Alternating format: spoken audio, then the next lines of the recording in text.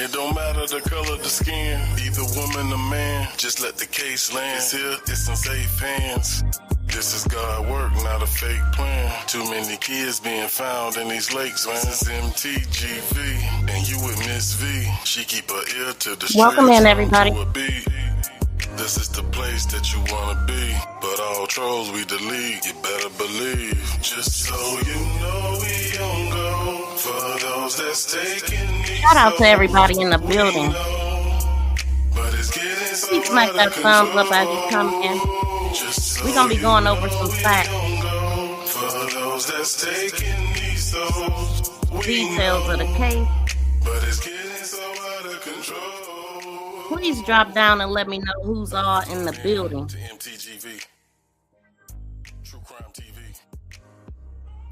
Okay, so for y'all that know, we went over the police report yesterday, and I dropped the video, deleted the live that I did, and so I want to talk about details. I want to talk about what they said in the beginning in full, compare that to the police report and other information that I have, like the ransom notes and all of that kind of stuff. Let me turn this down a little bit more. Welcome in, y'all. Shout out to the 14 people in the building. Please smack that thumbs up. Shout out to my BFF. Thank you for dropping down. Of course, I know you always do. But yeah, so we're going to be going over some information, y'all. So what I was looking at is the first interview that they put out, the one when they were standing next to each other. We're going to create a timeline. That's basically what we're going to do. Because there's so much information out there, a lot of interviews happening, but I want to stick to the basics right now, today. And so we're going to listen. We're going to listen at what they said in full. I'm going to turn this down a little bit more. But first thing I want to do is read what Dorothy said in the beginning. You know what? Also, let me, if y'all know, do y'all know where these the so-called ransom stuff came from? It just don't make sense to me. And also, it was this picture right here of KEI'MANI. It really sticks out to me. And what sticks out to me here is her throat. And I wonder if this is caused by somebody maybe messing with her in some weird way. I don't know. But let me know what y'all think about this. I think I pointed it out in one of my other live streams, but it really, really stands out to me. And I just wonder.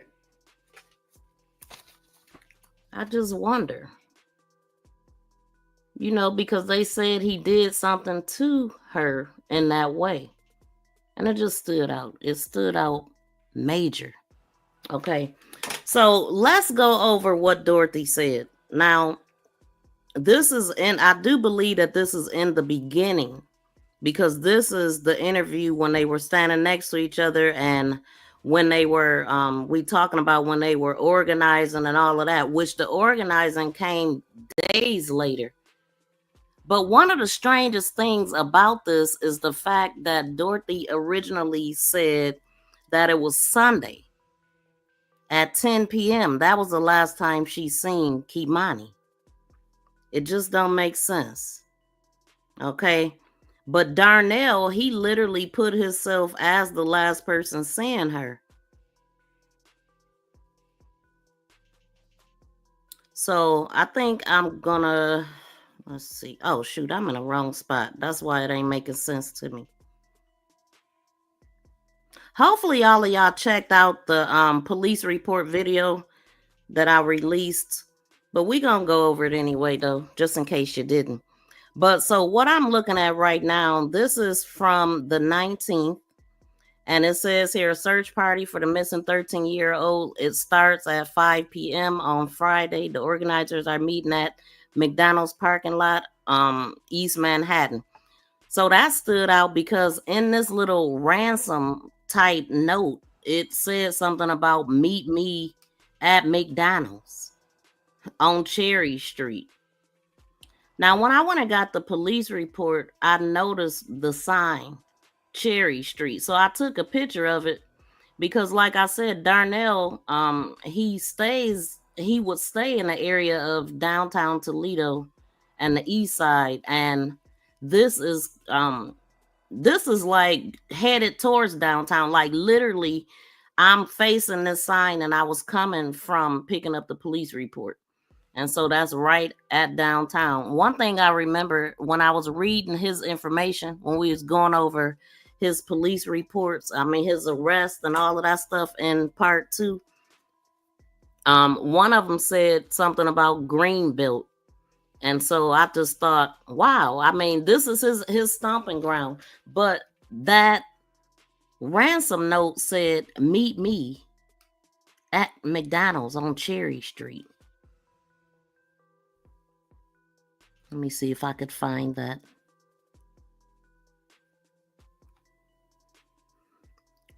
So I'm not completely clear about these text messages, but I did hear the cousin say that Dorothy faked these text messages. I don't know how true that is or what. Shout out to Queen B. Welcome in, Rebecca Cry. Thank y'all for dropping down in the chat. And thank y'all so much for hitting a thumbs up. Welcome in, y'all. So yeah, okay, let's look at this right quick. Let me look at, I gotta look at my other device because I cannot see the time at the top. Something is blocking me. But this, let me look. Y'all probably can see the time. And it's not necessarily in order either. Let's put it in order. Okay. So again, family feel like these was fake messages or whatnot. I'm not sure. I don't know whose number that is at the top. I think it's Dorothy's, and they were saying that some of these messages was iPhone messages, but Dorothy has an Android and all of this. So I don't know if they legit or not. I haven't heard the news talking about this or anything, but they are out there. And so this particular message came from a different number than the other numbers. I do believe. Let me double check that. Yeah. So this is all of the, this is the only number that's different right here. This 320. So the time of this message, it just says today. It don't have a date, and it says 7:07 p.m. Whatever you want to say, tell him by message. I can't answer the phone. Where's KEI'MANI? You have my money? Send a picture of KEI'MANI. You will be notified by video call once you've sent half, which is $2,000. You will be notified once you have sent half, which is $2,000.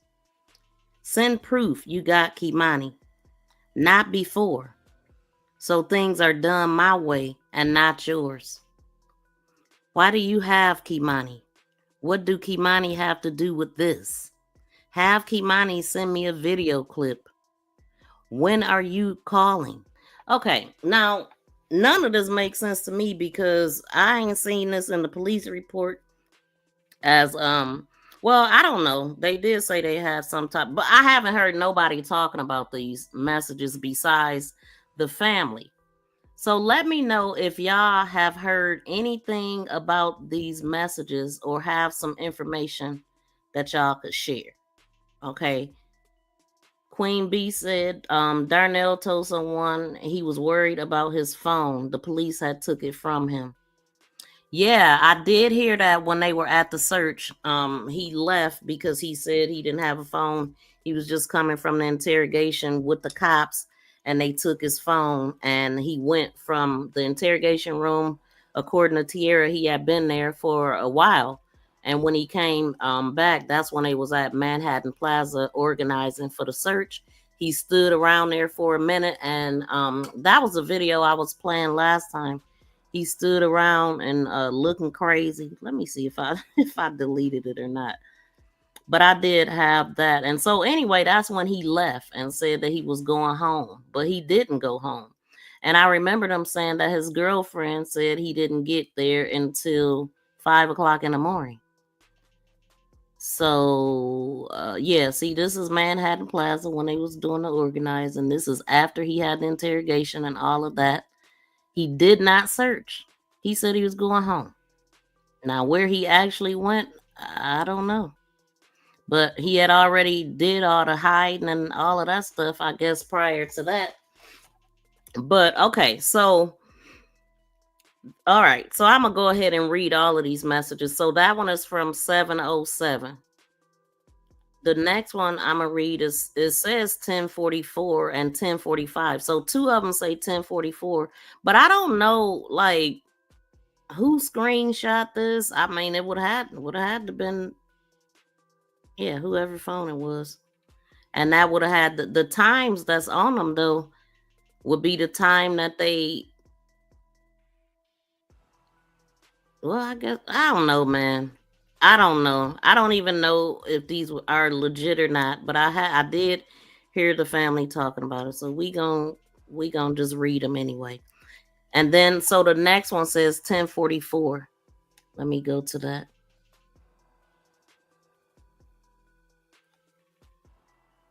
Oh, shoot. Let me move this video first. So, yeah, y'all, we just want to go over all the information, like put it in one spot. It's just so much happening. But what's most important is what Dorothy saying and what the father said. What's most important is what they said at the beginning. Okay, so that ain't the one I'm looking for. This one. Okay. This one says 1044. And this has the phone number on here is going to be the phone number on the rest of them. And it says, KEI'MANI is fine. Give me your location. I need to talk to her, please. Is these coming from the same person? KEI'MANI is fine. Okay, give me your location. I need to talk to her, please.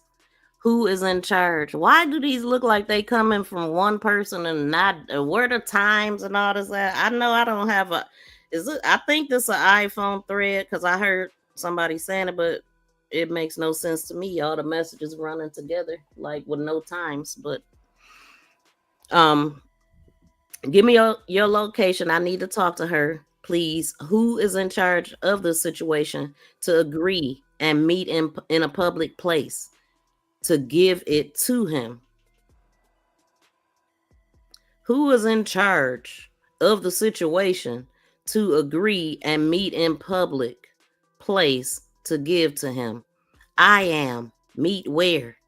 Look here. What happened is that my people picked it up. What I'm looking for is to return it to you. As long as you don't involve the police in this, okay? Can you meet me on McDonald's on Cherry Street? How long does it take to get there? You have my word. If you can meet me at McDonald's on Cherry Street, then I won't contact the police. I'm just passing through. I'm headed there now. This don't make no sense. I mean, what don't make sense is that this is not a part of the story. So I'm really trying to figure out when, what this got to do with anything. Okay. So then this one says 1044. I'm here. This is about business. If you respect my amount, I will return it to you right now. What is it? First they were saying KEI'MANI, now they saying what? What? That's right. Here. I'm asking for the amount of $4,000. That's the business you can have with me. So tell me if you are interested in reaching an agreement with me, or will I take her to the border? What the hell is, man? Send me pictures of her unharmed. You have my amount so we can fix it. You have my amount so we can fix it. Why did it get typed twice? How do we know you have her? Send us a picture of her unharmed, and we can discuss the $4,000 with all these question marks. Ain't Dorothy at work? I'm just confused, y'all. I really am. Okay, and then this one, you see what it says. You have my amount. We can fix this. Okay, this is kind of a duplicate, I guess. How do we know you have her? Send us a picture unharmed, and we can discuss the 4,000. Now this one says 1045 at the top, and then you see these missed calls, and then they talking about it's the 320 number, which the 320 number is this one right here. And then the other numbers is the same phone number. All right. So I just wanted to go through that because, you know, the family mentioned these messages, but they said that they was fake and all of that kind of stuff, right? So I want to go through what the flyers that they have from the beginning. Okay, so let's look and see, what does this flyer say? All right. So the location, she was last seen on March 17th. See, they using the wrong date. It was not the 17th. It was the 18th. But KEI'MANI was last seen on March 17th, 2025 in the 2900 block of Elm Street in North Toledo. The circumstances, she was last seen on the night of March 17th when she called her father around the early morning hours, expressing her fear of being home alone and stating it seemed like someone was trying to break into the house. Her father and cousin went to her home, stayed for about an hour, and left around 12:30 a.m. When her grandmother returned home from an overnight shift, she found the house in disarray, the front door unlocked, a strong smell of gas from the stove, and KEI'MANI's glasses and keys still inside. Since then, no one has seen or heard from her.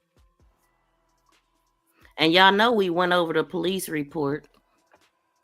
And hold on.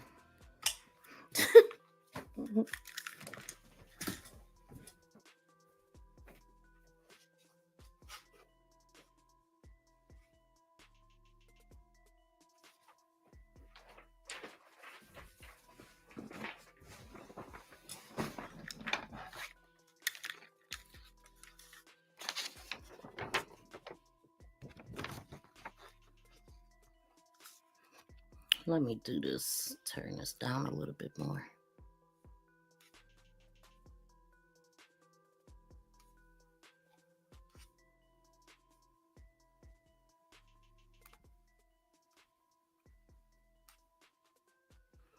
Y'all, please smack that thumbs up.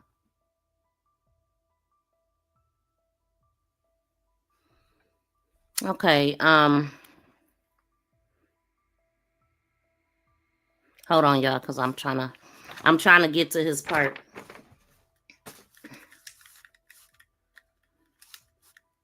I guess I could play the video, but I'm trying to kind of compare what he said. Hold on.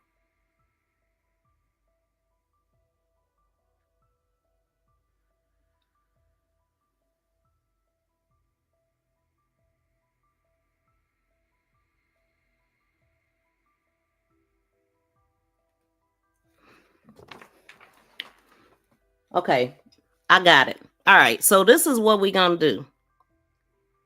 I just read that, and then we're going to go to the other flyer. Let's see if the other flyer is the same. Because look at the pictures that they was using. These pictures are way younger than what she actually looked like. So that was weird, right? Then it changed to this one. Let's see what the information changed. The date changed. So this one says KEI'MANI was last seen on March 18th, 2025. And I just read this one. And clearly y'all could see right here that the date was changed from the 17th to the 18th. Okay. Now,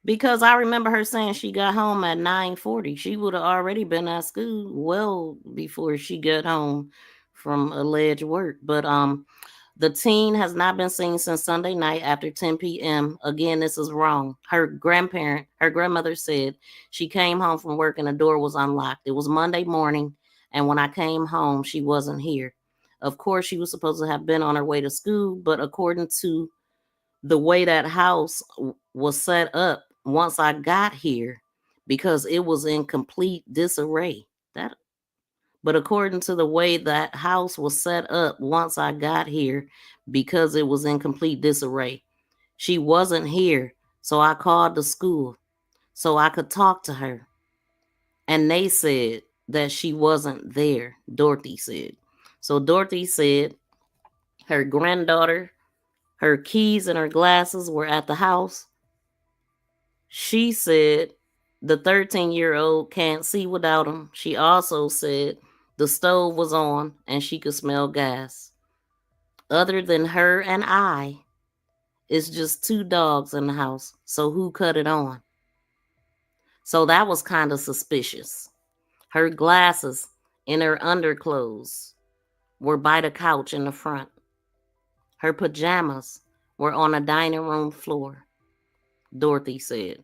So the family, they handed out flyers and they was telling people if they saw her, they could call the police. The teen's grandmother said she is not the type of kid to run away. She always calls me and ask me prior to going somewhere, Dorothy said. She is a latchkey kid. So she has her own keys for the home.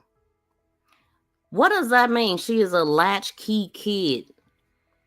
I ain't never heard that term, latchkey kid. So she has her own keys for the home. She has a phone just in case something happens. So she can contact somebody. She's very responsible, Dorothy said. All right. So, first of all, that paragraph alone, like, she always calls me and asks me prior to going somewhere. So why didn't she call you then? She always calls her. Why would she call her dad, alleged, or whoever he is? Well, I guess he the father, but why would she call him and not her grandmother? Now remember, the police report said that Darnell called Dorothy prior. Darnell called Dorothy after KEI'MANI called him. He got her permission, allegedly, to go over there. But y'all see what this paper say. So it's just yeah, the math is definitely not mathing. But she was standing right next to him and I don't know. I guess they do talk to him separate. I don't know how that worked. When the police came out, they took a statement. Was they separated? One cop had him, one somewhere in the other place, and but this just don't make any sense. Okay, so hold on. Another thing that don't make sense about this story is if your daughter call you and say that she's afraid that somebody is breaking in, and she comes over your house all the time. Remember, the grandmother said that he would take her over to the house with his girl and the other kids and all that. Why would you keep her at home after she done told you that somebody was trying to break in? Why would you leave? Period. That makes no sense. The story just never made sense. Just saying anything.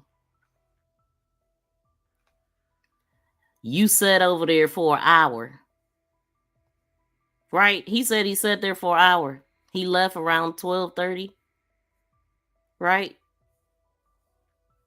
He also said he got a phone call about 1:30, somewhere around 1:30 in the morning, but he didn't think nothing of it because he knew that his daughter had school. But didn't you also know that she was at home alone? and somebody had been trying to break in the house, and that's the reason why you came over there, but you went home and left her still at the house, that like let me go to this pic. That just, the story is just stupid in itself. Now, this is what I was talking about the last time that I was live. This date here says 4/14. So this is crazy. Listen,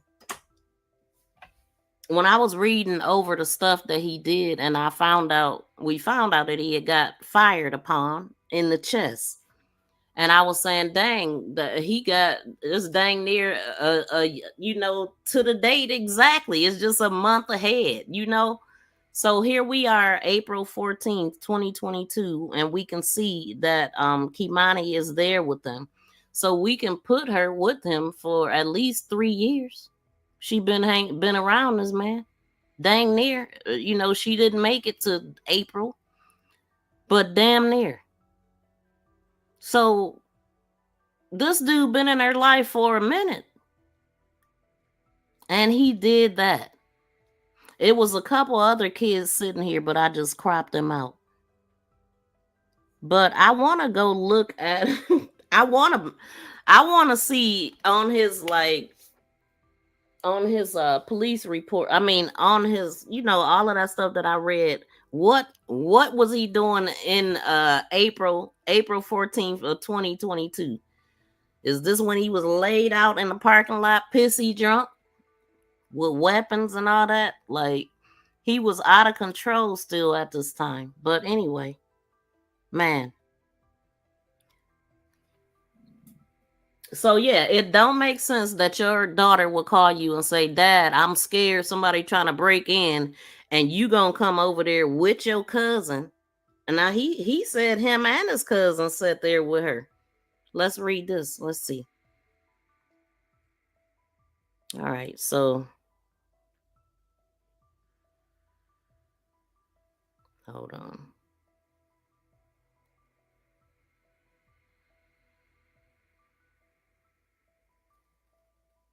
She always calls me. But yeah, so that was the other part. Okay, so you go home, you sleep already, and you got a missed call at 1:30. And he didn't think nothing of it because he knew that KEI'MANI had to go to school. You should have thought something of it. You should have been alarmed that she's up at 1:30 in the morning calling your phone.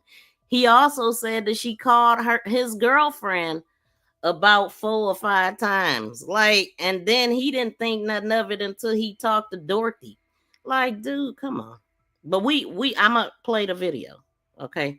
So, all right. So KEI'MANI's father said he saw his daughter late Sunday night, which is not right.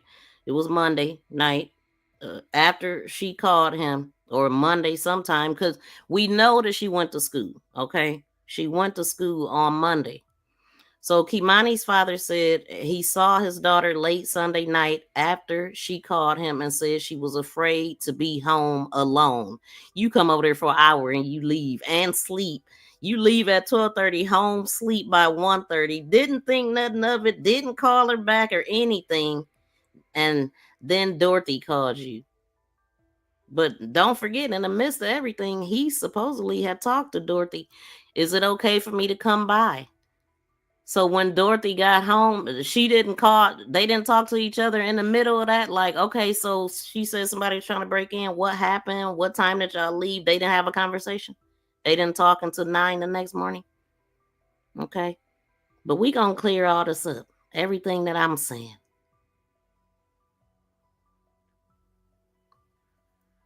Okay. So I came over here because she said that it seemed like somebody was trying to break into the house.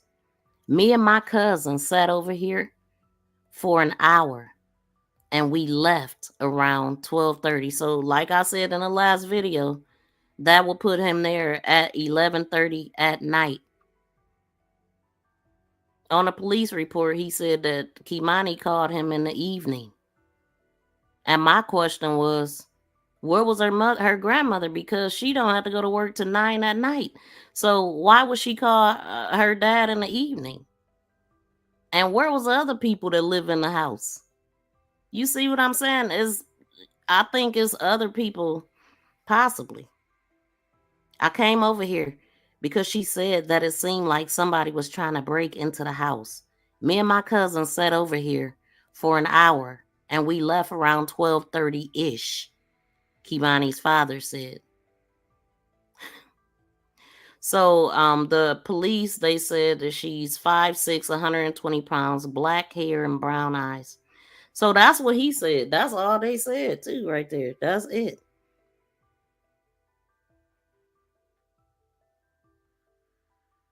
But right before that, it's like they tell on themselves, because Dorothy says she always calls me and asks me prior to going somewhere. So why would it be different that time?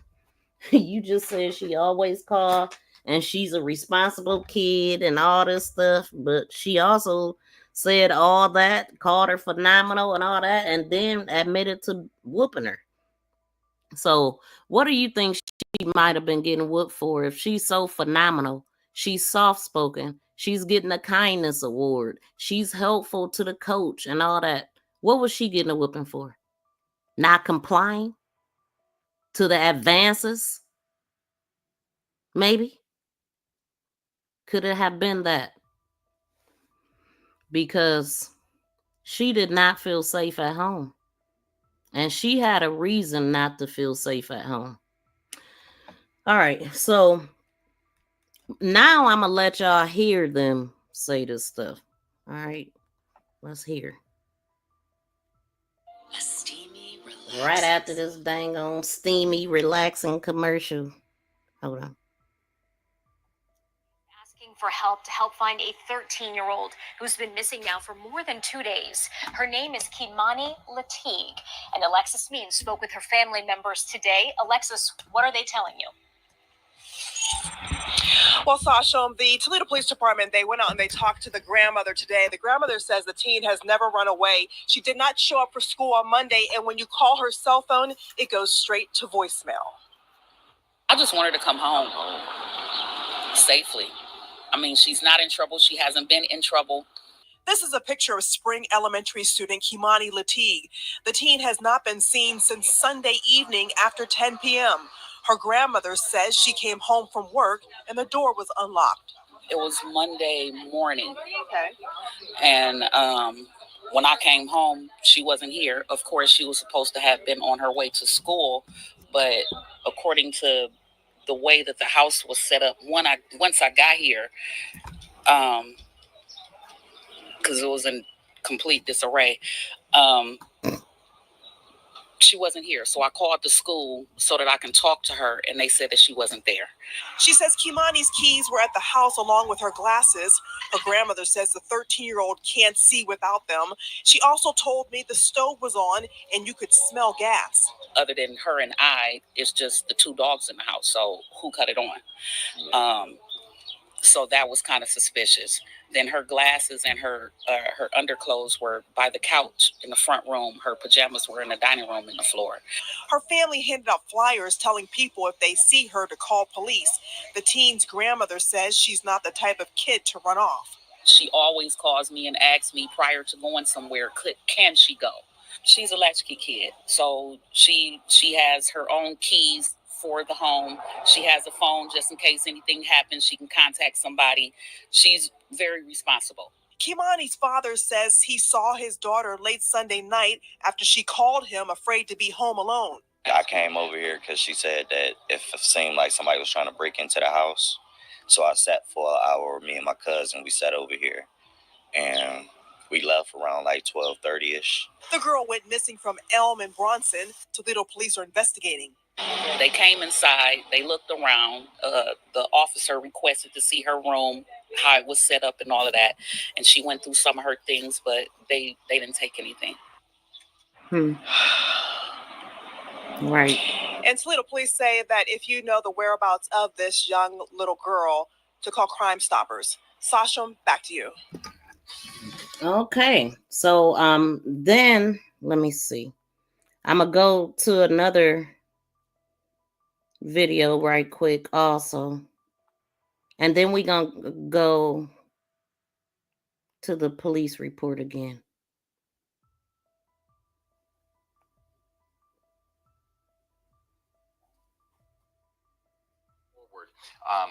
But he was talking to us as his child was murdered, and now he is accused of being the one responsible.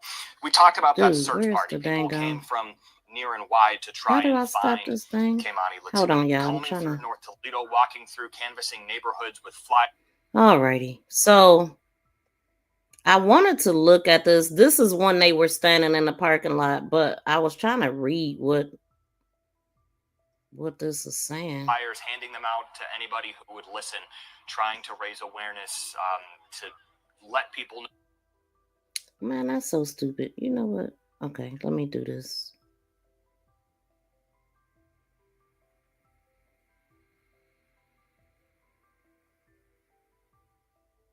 So this article, let me go back.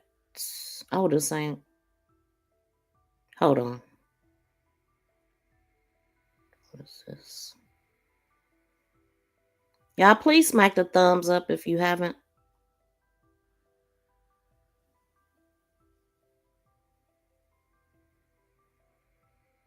Okay, so this actually...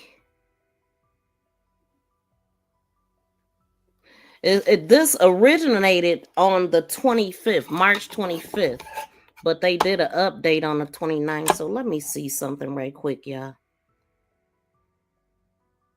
It's just so much.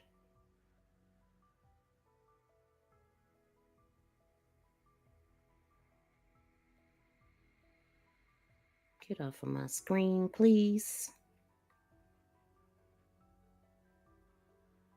And it's a lot of things going on in the community. A lot of people stepping up to do things, organize. There was one guy that was going to open a restaurant, but now he's opening a youth center for girls or something to get him a safe place. And it's on LaGrange, oddly enough. That is her neighborhood, though. Because the store that she frequent is on LaGrange, too. And you literally run right into the store coming off of out of that neighborhood. Okay, so in this particular one, this is Tierra was there at that time, and it says the teen's mother, Tierra Caskin, said KEI'MANI would only ever go to school, play basketball, and go home. She would only ever go to school, play basketball, and go home. That's it. That's her routine. So she spoke to Alexis Means at the scene of the abandoned home, recalling the last time she talked to her daughter. She said, "I seen her on March 15th. Her dad brought her down to my house, which is in Cleveland. Apparently, my mother gave him permission. And honestly, it was just loving on my kid. We played video games," Caskin said. The Greater Toledo community created a makeshift memorial. Okay. So yeah, so that, and I talked about that already. I found it very, very odd that she had not seen her since this party. We talked about it last time. It was the TikTok party. She was 11. This is the last time her mother seen her in person. And I don't know if she talked to her. I don't know if she talked to her in between. I'm guessing no. Based off of what this sister said. This is Shanika. That's the sister that spoke. That actually shedded a tear for her niece. But so I found it very odd that all of this happened around her birthday. If I said it in the last live stream that what's odd is that she hadn't seen her since she was 11 at her birthday, but it was so urgent for them to take her to see her, and then days later she's gone. It's almost like it was planned that way. Again, I pointed out that we heard the mother say that her mother said that she was supposed to not have her. You supposed to be like, I was supposed to get rid of you, but I kept you. And she said, I wanted to make sure that she was there to see her first grandchild born. And this is how you repay me? This what you do to her? So it was something going on with that. And then she was taken. KEI'MANI was actually taken from her mother on her birthday. Hell, I mean, they said that I heard her say she was taken from the hospital. So this poor baby, fresh out, taken. And she was taken the same way that she left this world. Taken. And it just feel like it's something with that. Because why did she not see her since she was 11 years old, but it was urgent to let her see her on the 15th? And then she said that her mother she said that they only stayed for 2 hours and they left. And another thing she said is that the cousin that was there only said, let me hit that. He sat there in silence the whole time, according to Tierra. I thought that was very odd.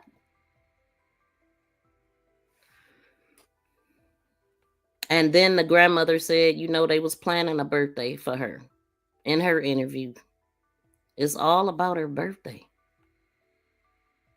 Ain't that something? Like, oh, you think you did me a favor so I could see her born? Let me take her from you, and then let me take her forever from you. I don't know, man. It just really stands out.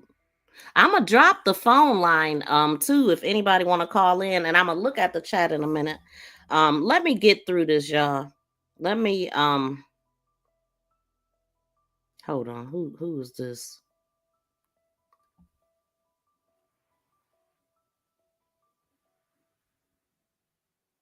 So Dorothy told officers that her granddaughter did not show up for school and that her phone was going straight to voicemail. She said that was out of the norm for KEI'MANI. Dorothy said last week that the teen hadn't been seen since the night of March 16th. See, that's crazy. So Dorothy she said last week that the teen hadn't been seen since the night of March 16th. When Dorothy came home from work in the morning of March 17th, she found the door was unlocked and the house was in disarray. She said the stove was on. She could smell gas, adding that KEI'MANI's keys, glasses were still at the house.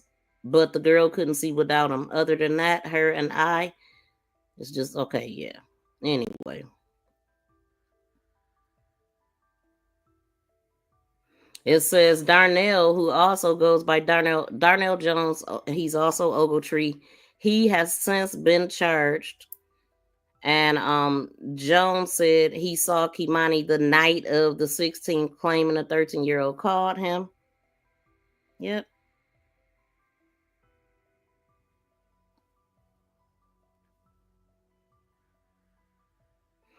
And so the search, let's see, the following day investigators found her body. Authorities filed an abduction charge against Jones and issued a warrant for his arrest on March 23rd. So she went missing on the 18th. The warrant was issued for his arrest on the 23rd of March. Her body was found on the 24th of March. The following day, the investigators found KEI'MANI's body on the second floor of the abandoned home on Miami Street, March 24th. Once her body was found, authorities also charged him with unaliving her felonious assault. Law enforcement agencies were looking for him, and we know that he was found in Columbus. I do believe that he fired on himself. I believe that he shot himself at least one time, because I heard the cops say, I heard them like two of the cops shot. One of the cops didn't. So, and then I could see when he was pulling it out, it literally looked like, I mean, he said, I'll do it myself. Okay, so Okay, I'm gonna go to the video.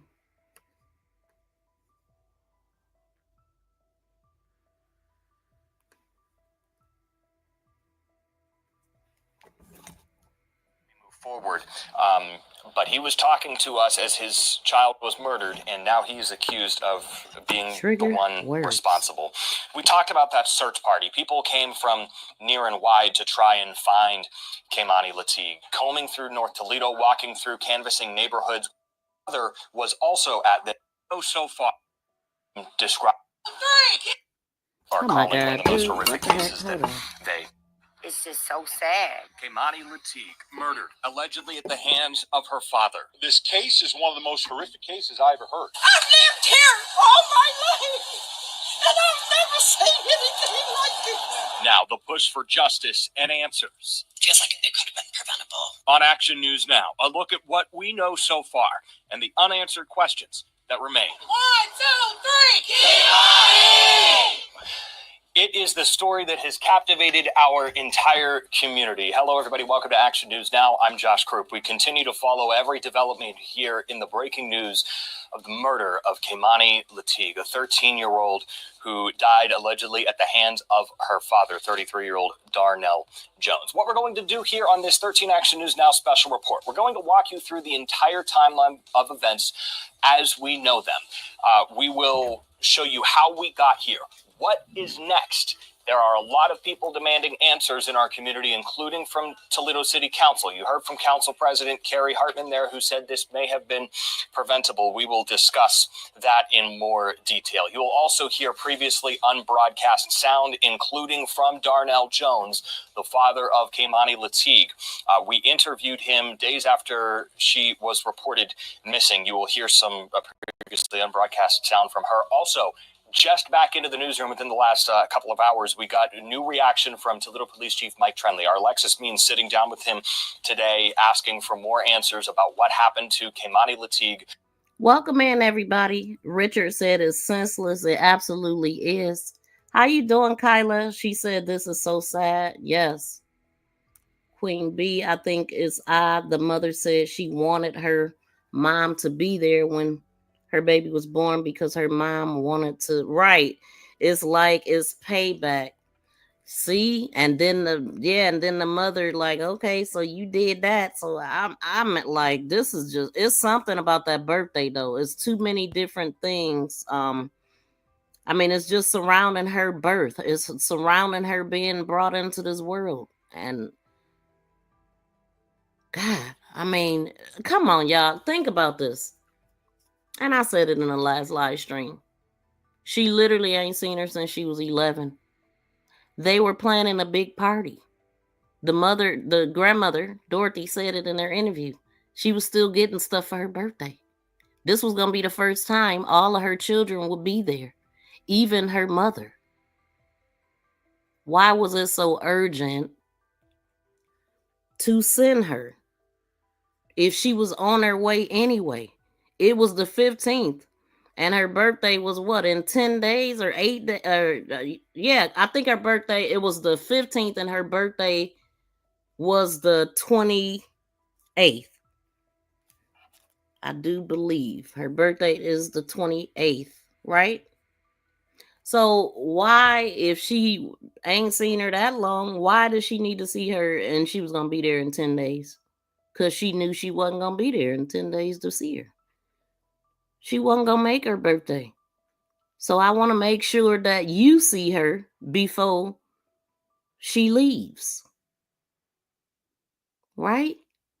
I'm just saying. I mean, I could be completely wrong, but it really stands out to me. Shout out to Bronze. Welcome in. Thank you for being here. And thank you for always sharing me out, Bronze. She was also trash talking a teen. Why do people do that to kids? I'm talking about calling her out of her name and all of that stuff. Just horrible.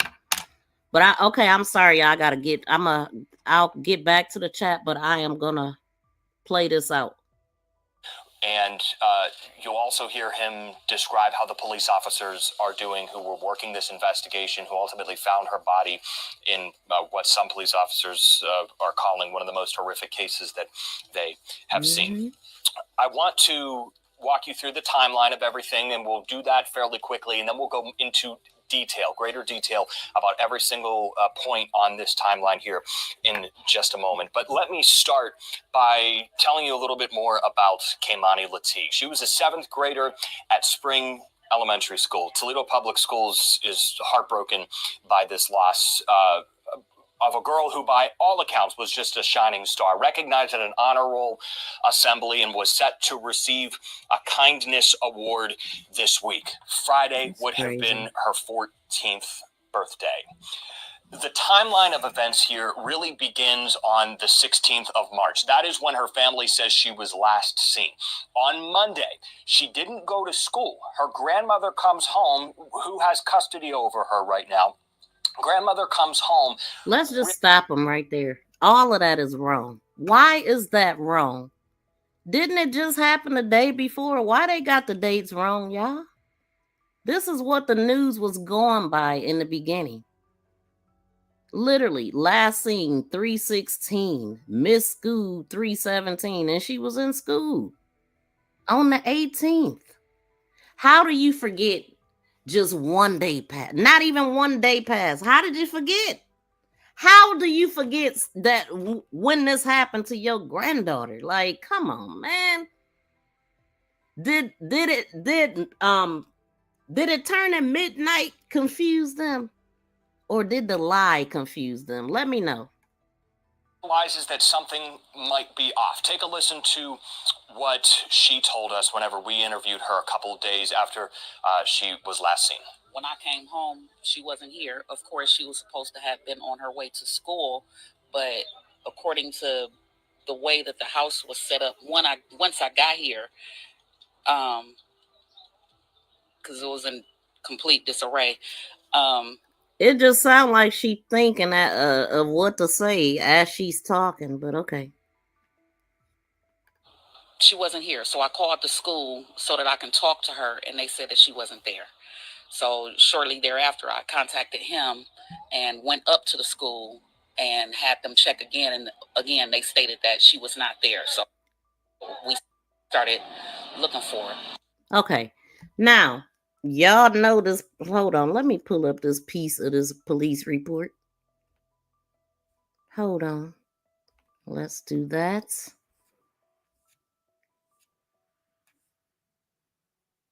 Okay, so here's the dates. These are the actual dates, not the 16th, not the 17th, but the 18th. These are the times that they going by. This is official. They going by the times that Darnell told them that he last seen her, and the time that Dorothy said that she got home, somewhere around there. I thought I heard her say 9:40. Either way, 9:30, 9:40. They going by those times. Ain't nobody see her after Darnell left. He literally put himself there. Oh, I was there at about 12:30-ish. Well, guess what? He said that he got a call about 1:30, somewhere around there. The neighbor allegedly said that they seen vehicles, SUVs parked out there at 121, from 121 to 220 something. They seen like two SUVs or a SUV with two men sitting in it. They was put up close enough to where they would have seen somebody coming out, but they didn't. So I'm trying to figure out, and I said in the last one, what I want to know is, when was the last time Dorothy laid eyes on KEI'MANI? What time? We know that she went to school. It was kids that said she walked with them and all that stuff. She went to school on Monday. So we know that she made it back home from Cleveland from visiting her mother.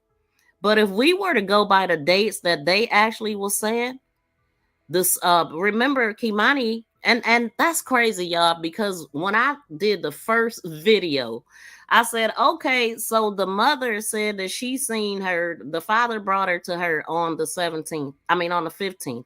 I said, what happened to 16th and 17th then? I still want to know. But those are the dates that they was using that wasn't even relevant. So I do wonder that. And then, because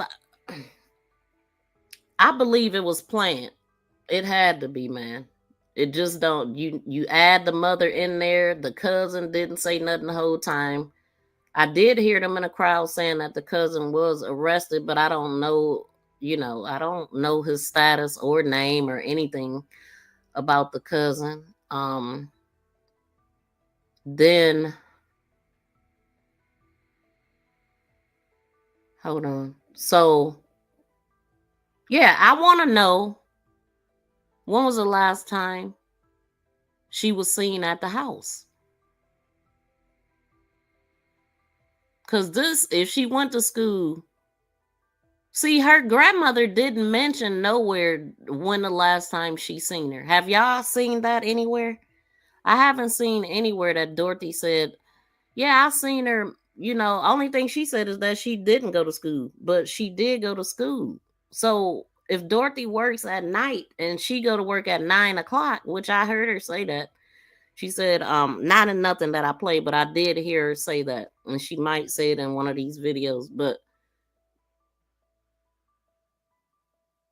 And then remember in a police report, Darnell said he called her. Anyway, let's go. Let's get through this. Let's get through it. She says, I contacted him being Darnell Jones, who you will hear from momentarily, who was standing beside her during this interview. She was officially reported missing. That police report filed on the 18th. Toledo police put out an alert that says, if anybody knows where she is, let us know. We're trying to find this girl. Okay, so they got the 16th. The last time they seen her, missed school on the 17th. The 18th, she was reported missing. And then the 21st was a search party. So 2 things is right. On the 18th, she was reported missing. The 17th, she went to school. The 21st, they did a search party. So it was days before they searched for her. And then it also was, she didn't call the police right away, because you see the time that they making a report. Unless I don't know what time they arrived, but it did stand out to me that 9:30 a.m. is written on there as being the occurrence time, but you didn't call, or it ain't reported until 11:55. So I don't know if 11:55 is the time that they start writing a report, or is that the time that they were dispatched. I really don't know, but whichever time it was, that's too long. Because see, if I would have came home and I know I got a responsible child, and I go home and I see, first of all, she said the stove was on, but she didn't say, like in the police report, it said all four eyes was on the stove, and the oven was on.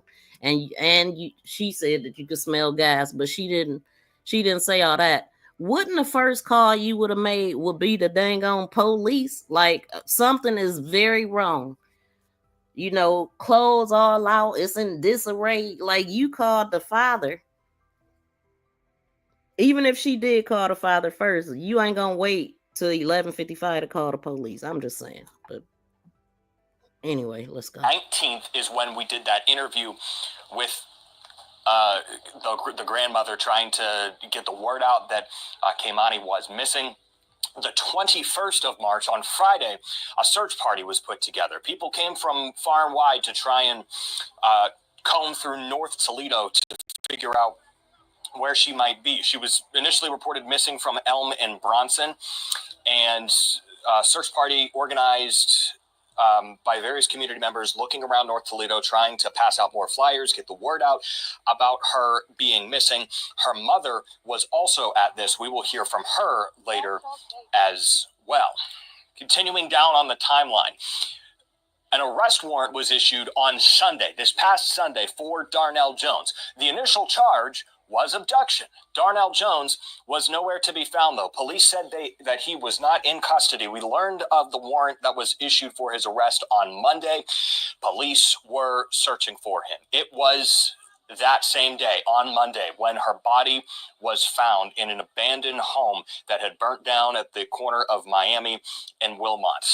Toledo police finding her body in an upstairs room in this house that had suffered fire in the past that we will also come back to. So that was a monumental moment here in this investigation when her body was found. Jones was not found at this point. He was found the next day. Yesterday, Jones was arrested in Columbus, Ohio, by police there after a shootout with the SWAT team. We are told that there was a BOLO, a be on the lookout, statewide issued for Darnell Jones, and agencies across the state of Ohio were on alert for him, including in Columbus. We are told that whenever Columbus police encountered him down in the capital city, he pulled a gun. SWAT officers responded. This is what SWAT does. SWAT goes out there. Some of them have uniforms. Some are in plain clothes and plain cars. And it's my understanding that they had a location on this suspect vehicle, and they did what they do. They circulated the area. They saturated the area of the short north, and one of the SWAT officers did find them. There was a confrontation. The individual had a gun. You pull a gun on his officers. We've said many times, this is the outcome you could expect. The officers shot him. It's my understanding he is in a local hospital right now. He is still in a local hospital at this point. We can report to you now that the arraignment for Darnell Jones was supposed to happen today. That Brian Steele from the Columbus Police Department, also a union president down there for representing police officers.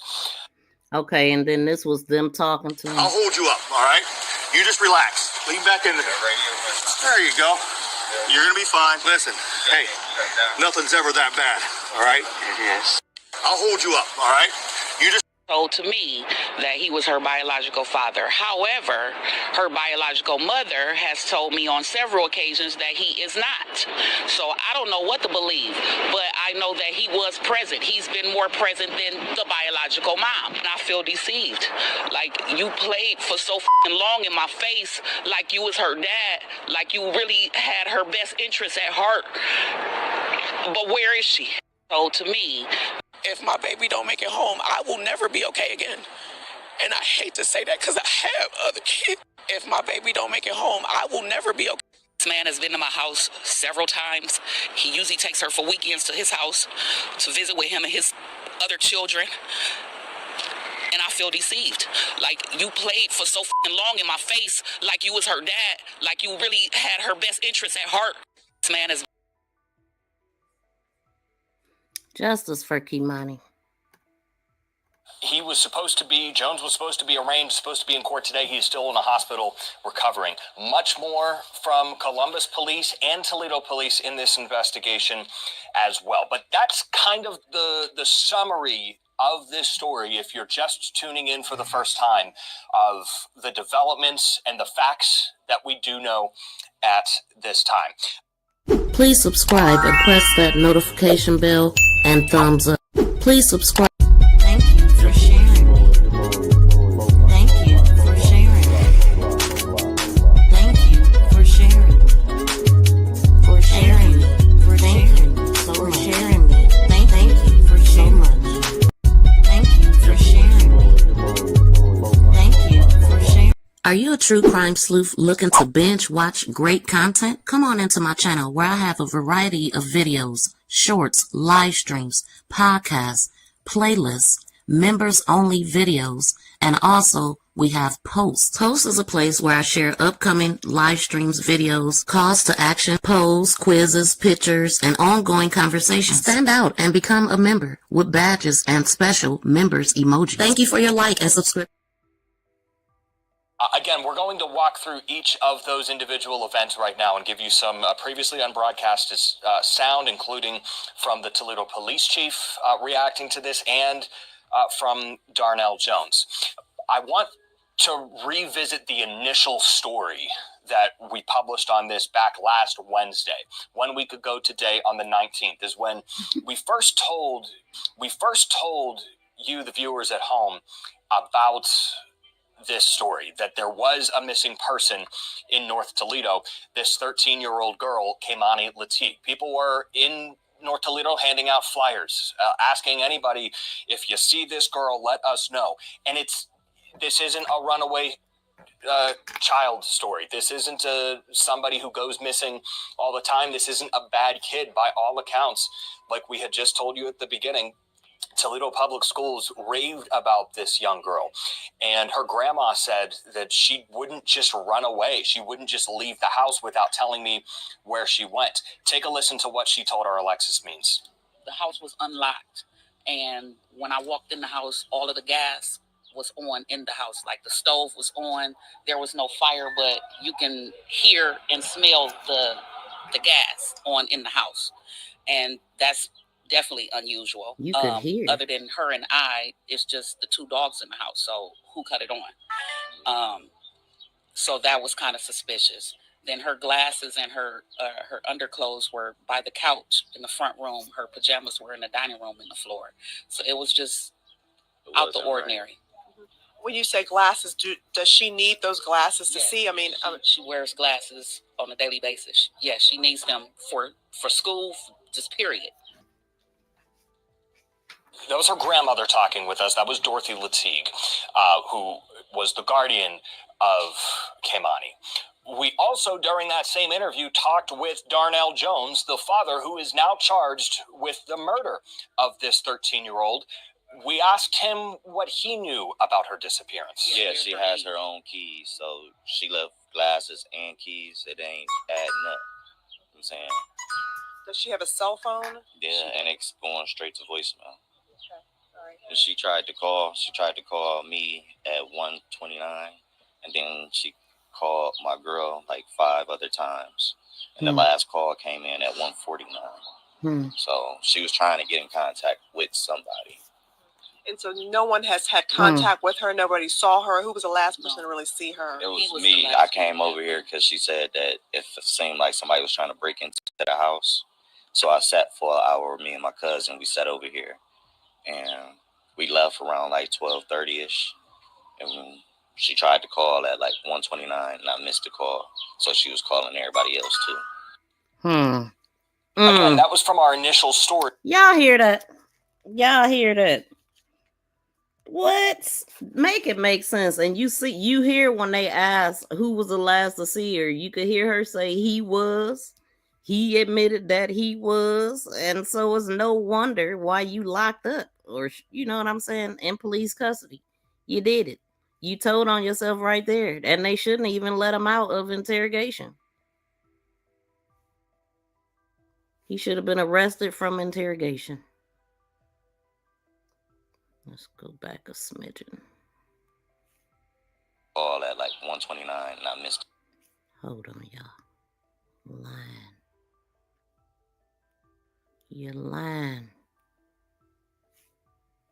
Me. She wears glasses on a daily basis. Yes, she needs them for school, just period. Wait a minute. I want to hear what she said about the pajamas.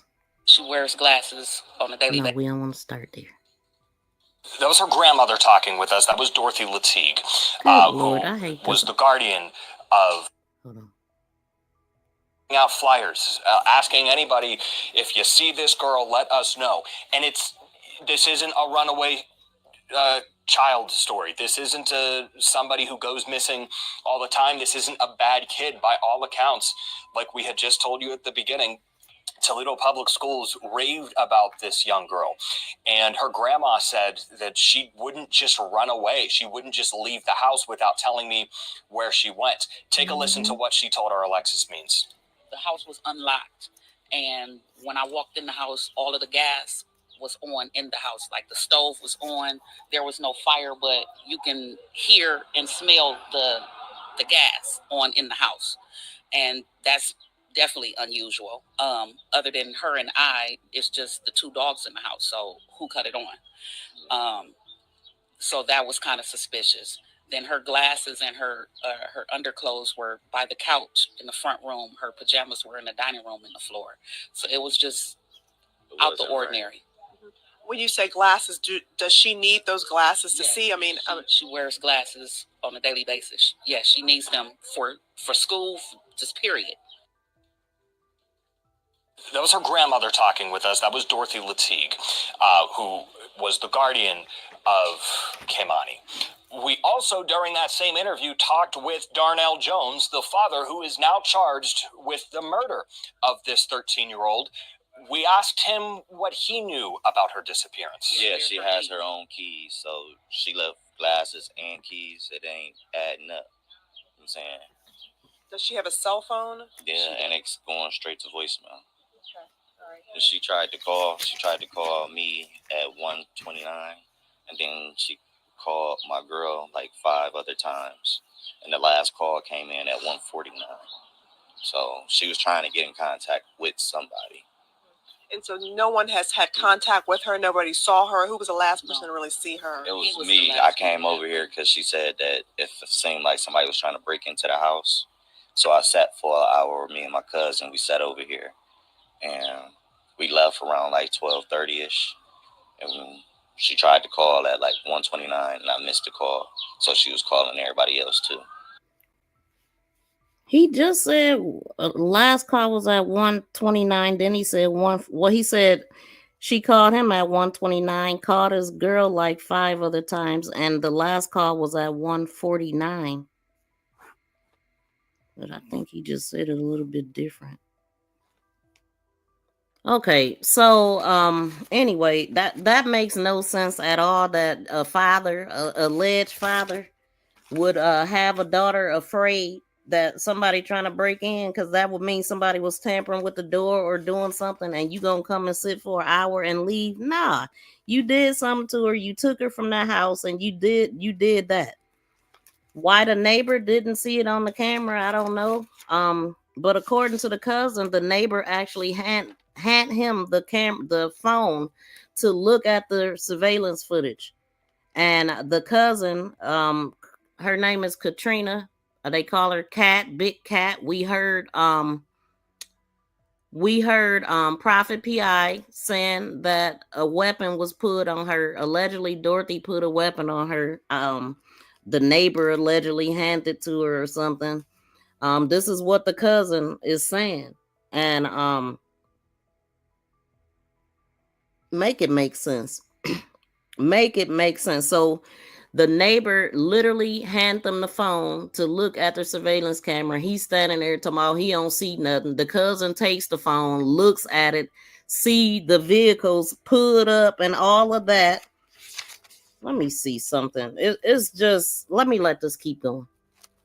Let's do this.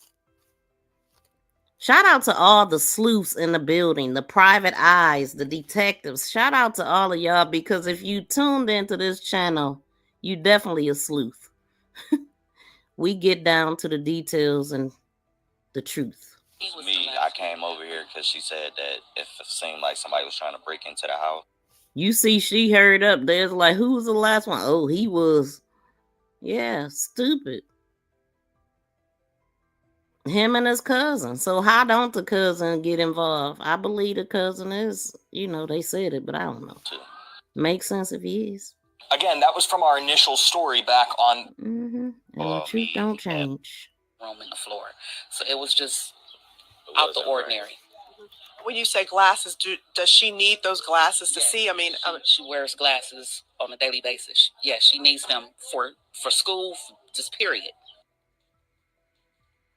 That was her grandmother talking with us. That was Dorothy Latigue, who was the guardian of KEI'MANI. We also, during that same interview, talked with Darnell Jones, the father who is now charged with the murder of this 13-year-old.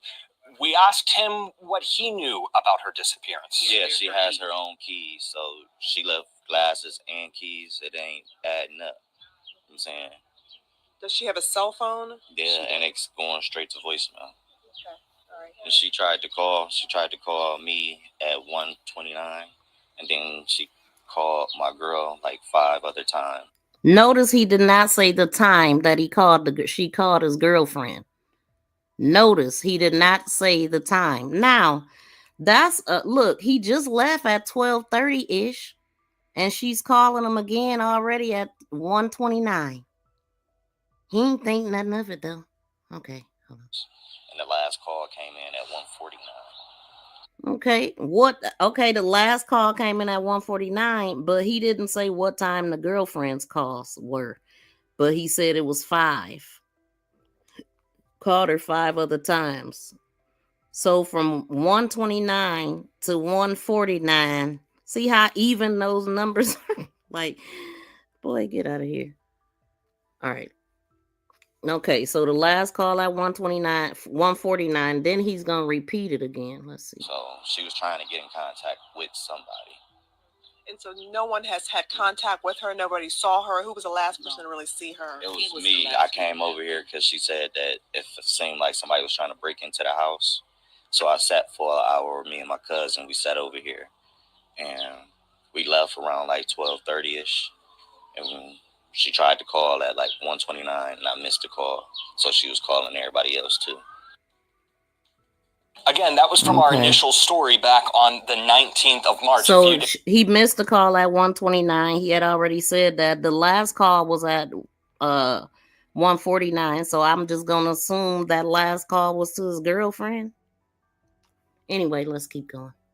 Days after she had last been seen, the day after. So that I think that people, because he added his girlfriend to the equation, that might be why people feeling like she might have had something to do with it. But she's the one that turned him in and stuff like that. But he put her in it with that. Reported missing. That was on Wednesday. So that was Darnell Jones talking to us. What he knew at that point that he didn't tell us is something that still remains unclear. That I'm sure will get revealed in court and during the legal proceedings as we move forward. I know, me too. But he was talking to us as his child was murdered, and now he's accused of being the one responsible. What an idiot. Like he one of those people that think he's smarter than everybody else just because he talking calm and, you know, which is crazy because you should be worried. But Nana baby said I cried watching the story about it. Yes, I'm telling you, it's been the day that I end up going to the memorial, I was having a hard time that day. And I wasn't even planning on going to the memorial, and I just end up getting out, and I was like, man, I'm gonna just go by here. It happened to be the same day that they moved the memorial.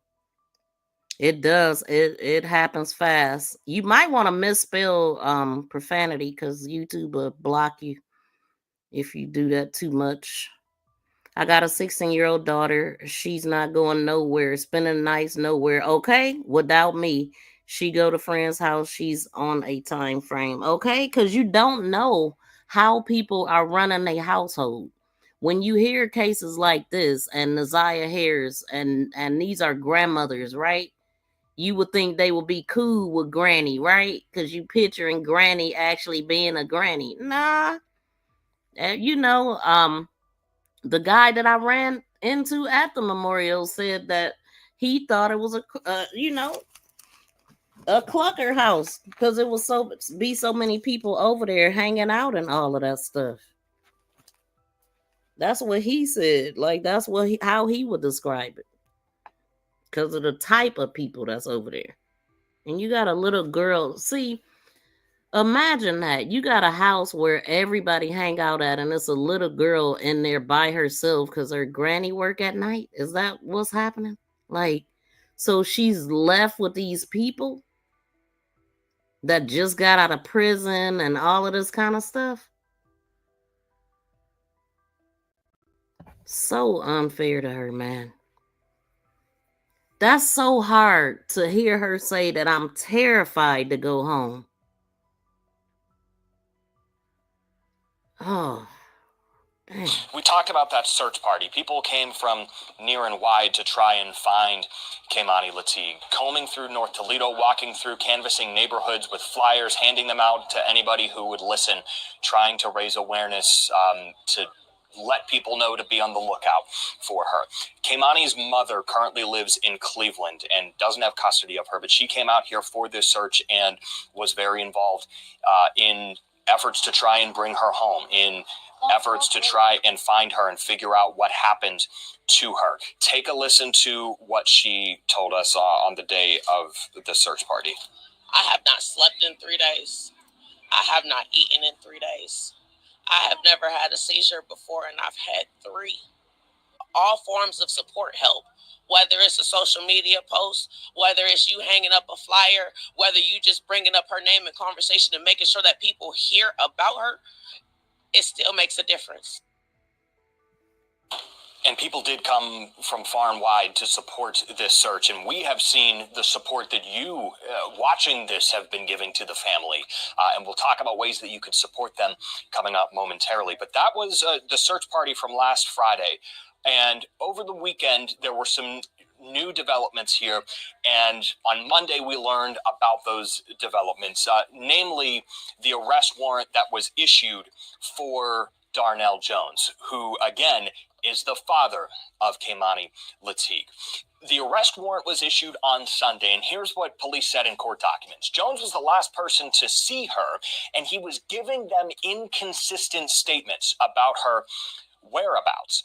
They cited phone and surveillance video as being factors in filing the initial abduction charges. At this point, they were just abduction charges. They did not have her body. That changed the next day. They just said surveillance, and I heard that it was, you know, the neighbor allegedly had the surveillance and was showing it to him, and I also heard that allegedly he was on surveillance putting her in the house, but I don't know how true that is. But they did just say that played a factor, surveillance, right?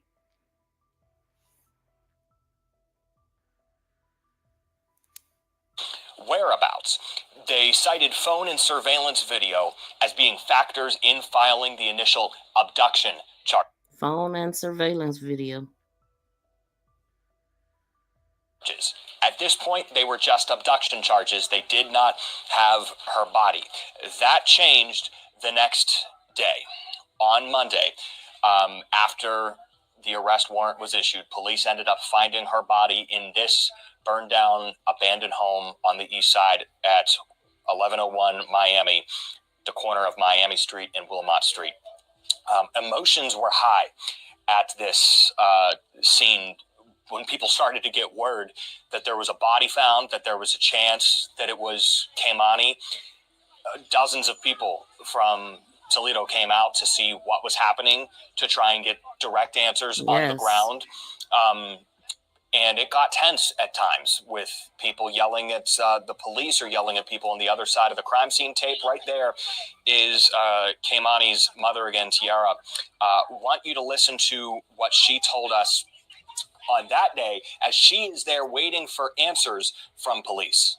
I just want to know if it's my baby. They still not telling me nothing. It takes nothing. It's nothing to take a picture.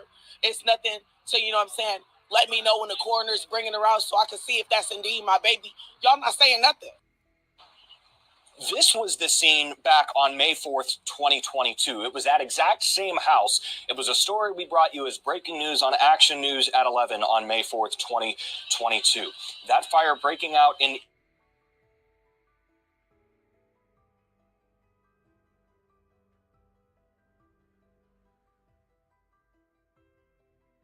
couple weeks in this story.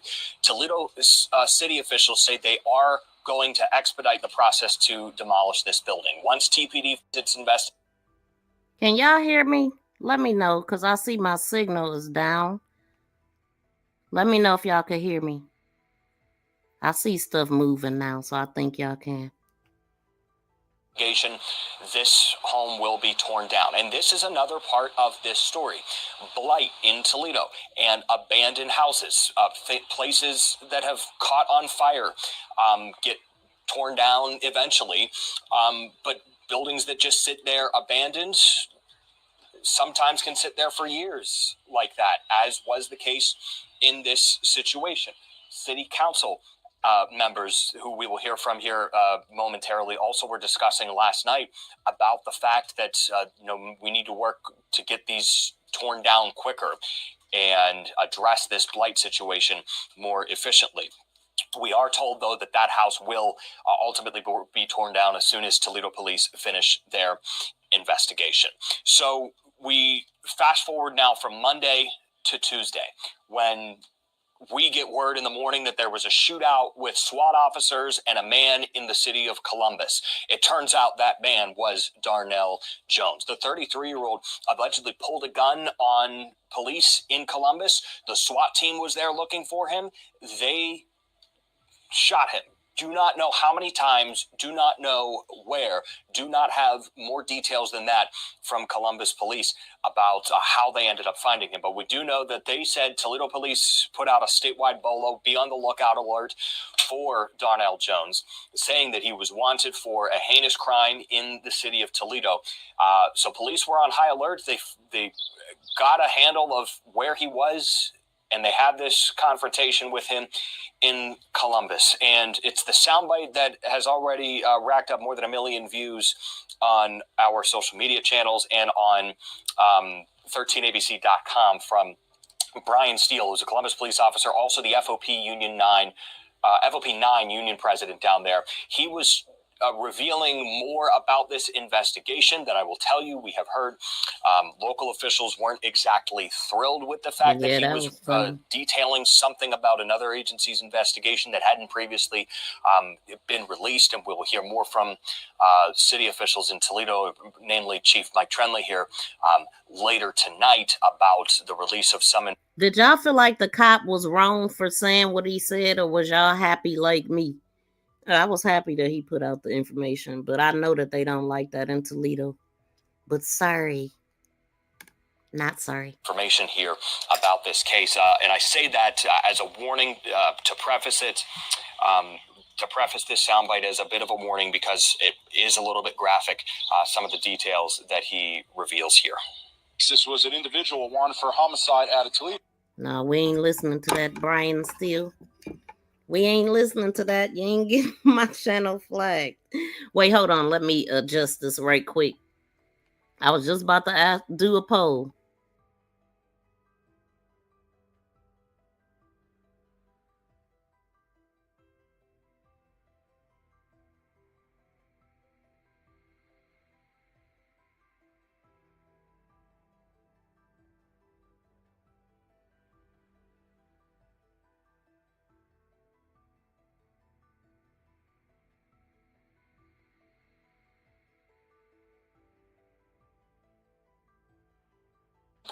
We will also note that there have not been any sexual assault or rape charges. Oh my God.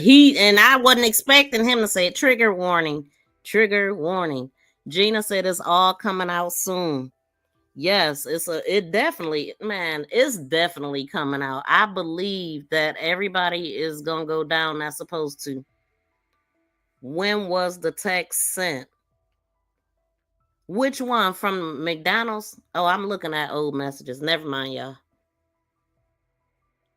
Hold on. Is filed in this case, and those details of the investigation have not been corroborated by Toledo police, who simply say it's too early in their investigation to reveal some of what they have in. It's gonna continue to be too early in the investigation. We probably ain't gonna hear nothing else. That's because they didn't want her to be found. All these dates, messing up the dates, saying that it was the 16th and 17th, and did y'all forget about school? Like, that's sad, man. Their investigation. So that is a little bit of the timeline of where we get to today and how we got to this point. What happens next? Well, we're waiting for Darnell Jones to appear in court and face a judge. He's supposed to be arraigned today. He is still in the hospital recovering from the gunshot wound. I believe that, something happened way earlier. You know, something probably could have happened to her as soon as she got out of school, or maybe she didn't even make it in the house after school. I'm just trying to figure out, when was the last time Dorothy laid eyes on her granddaughter? And what time did she leave the house? I think I remember hearing 10, but I'm a go over something. Because that's something that I didn't hear her say in the interview.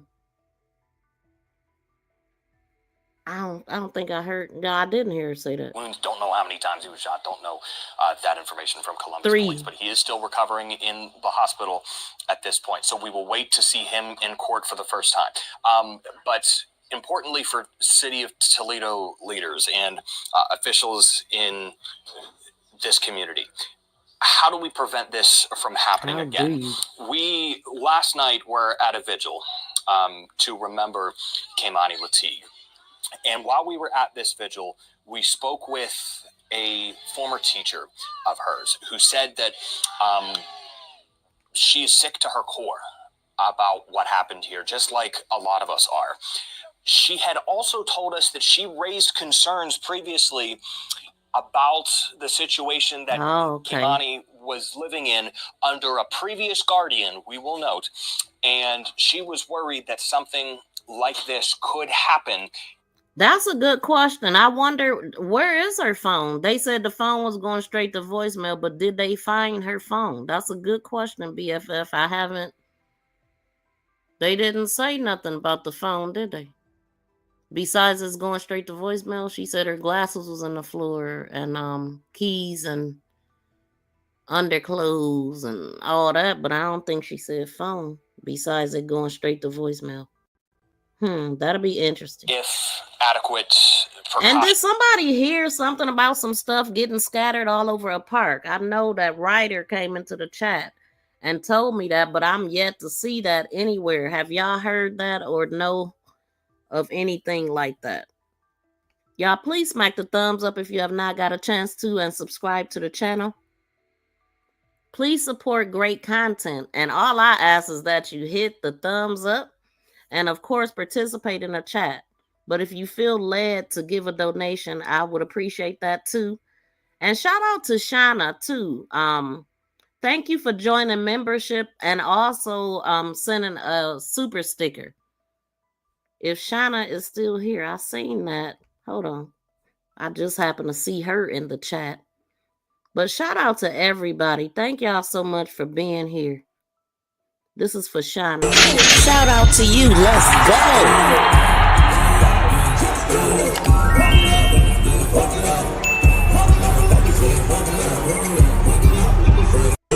Shout out to you. Shout out to you. Thank you so much. And this is for what's his name? Darnell. Lock his ass up. Lock his ass up. You're going to jail. You're going to jail. Lock his. And not just him, but anybody that's involved in this. Lock his ass up. Lock his ass up. You're going to jail. You're going to jail. Lock. Nanny boo boo. It's definitely gonna go down. Were not taken. Sick to my core, devastated, to say the least. I made many reports concerned about her safety and was fearful that something like this might happen. I don't even have the words to express how I feel. KEI'MANI expressed some things to us in the school, not only to myself, but to the other adults in the building, her peers, her school bus driver, who all made phone calls to Child Protective Services. Lucas County Children's Services was notified on several different occasions that she may be at risk of child abuse in the home. And it just fell on deaf ears. Our calls were not heard. Her voice was not heard. And she told us some very concerning things that were happening to her in the household. Oh. She was very sweet. I enjoyed having her at school every day. She greeted me every single morning with a hug. That was all she truly ever wanted, was affection. She was a great student to have in the classroom. She always participated. She enjoyed playing football outside with her peers when we would go out for recess. She was very kind, super generous, always offering her breakfast in the morning, like asking me, "Oh, Miss H, are you thirsty? I brought you a milk," things like that. And she did this every single day. I mean, she was just a joy to be around. Wow. And I'm glad. I didn't hear all of those other people that she named. The school bus driver, she named a couple people. And she told them specifics about what happened, what is going on. That poor baby, man. Golly.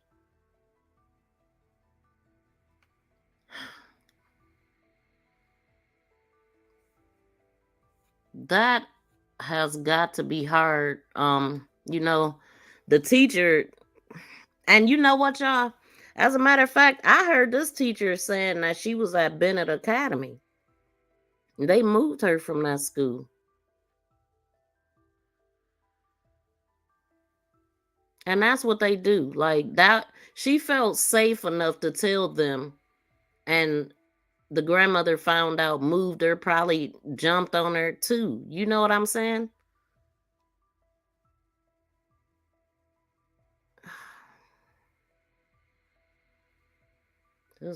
We got to hear her also talk a little bit about the young girl that KEI'MANI was in that soundbite.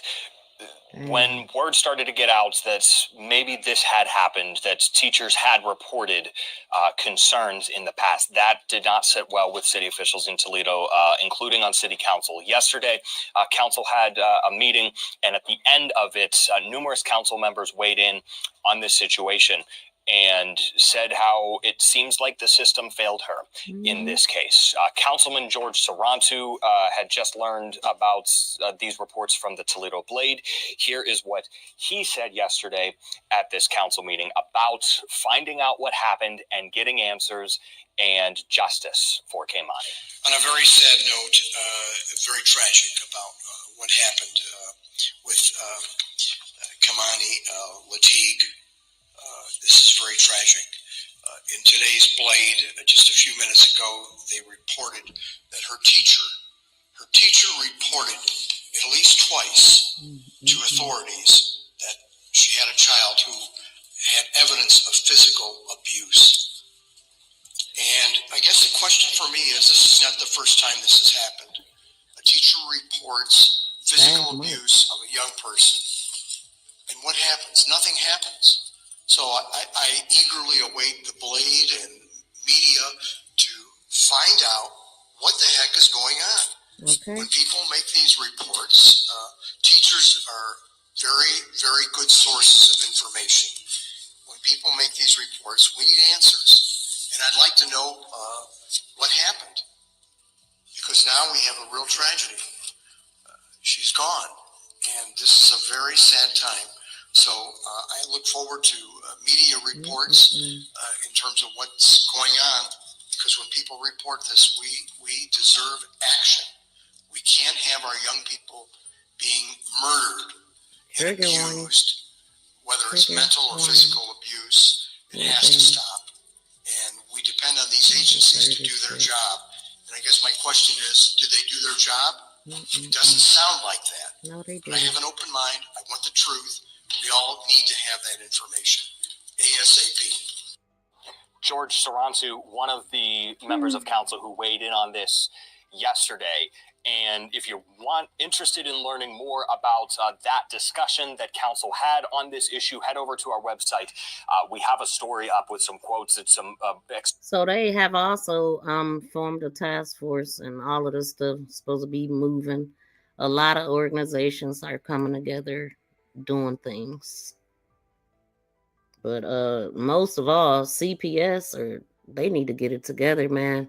Like, I didn't even hear about the bus driver, and it was a couple other ones that whoever she said, I didn't know all of these people collectively did it. It makes you want to just take them to the police station yourself. But then there's so many strict rules on that. Oh, you could get charged for kidnapping and all this for trying to help them. But y'all can ignore these calls. Like, that's wild to me. It don't seem like they move that slow. When I be seeing people on social media having these kind of fallouts, I've seen that happen before. It seemed like they move right away. But in this case, expanded sound bites. The whole thing's about 6 minutes long from yesterday's city council meeting, where various members of council discussed their feelings about this and the potential failures of the system here that let this happen. We will note that Lucas County Children's Services had so far not responded publicly. No comment from Lucas County Children's Services about this situation. We learned this morning that Children's Services leaders are going to have a news conference on Friday morning. 10 a.m. is tentatively when that is scheduled. We will bring that to you live wherever you are watching this. You can come right back here on Friday at 10 a.m.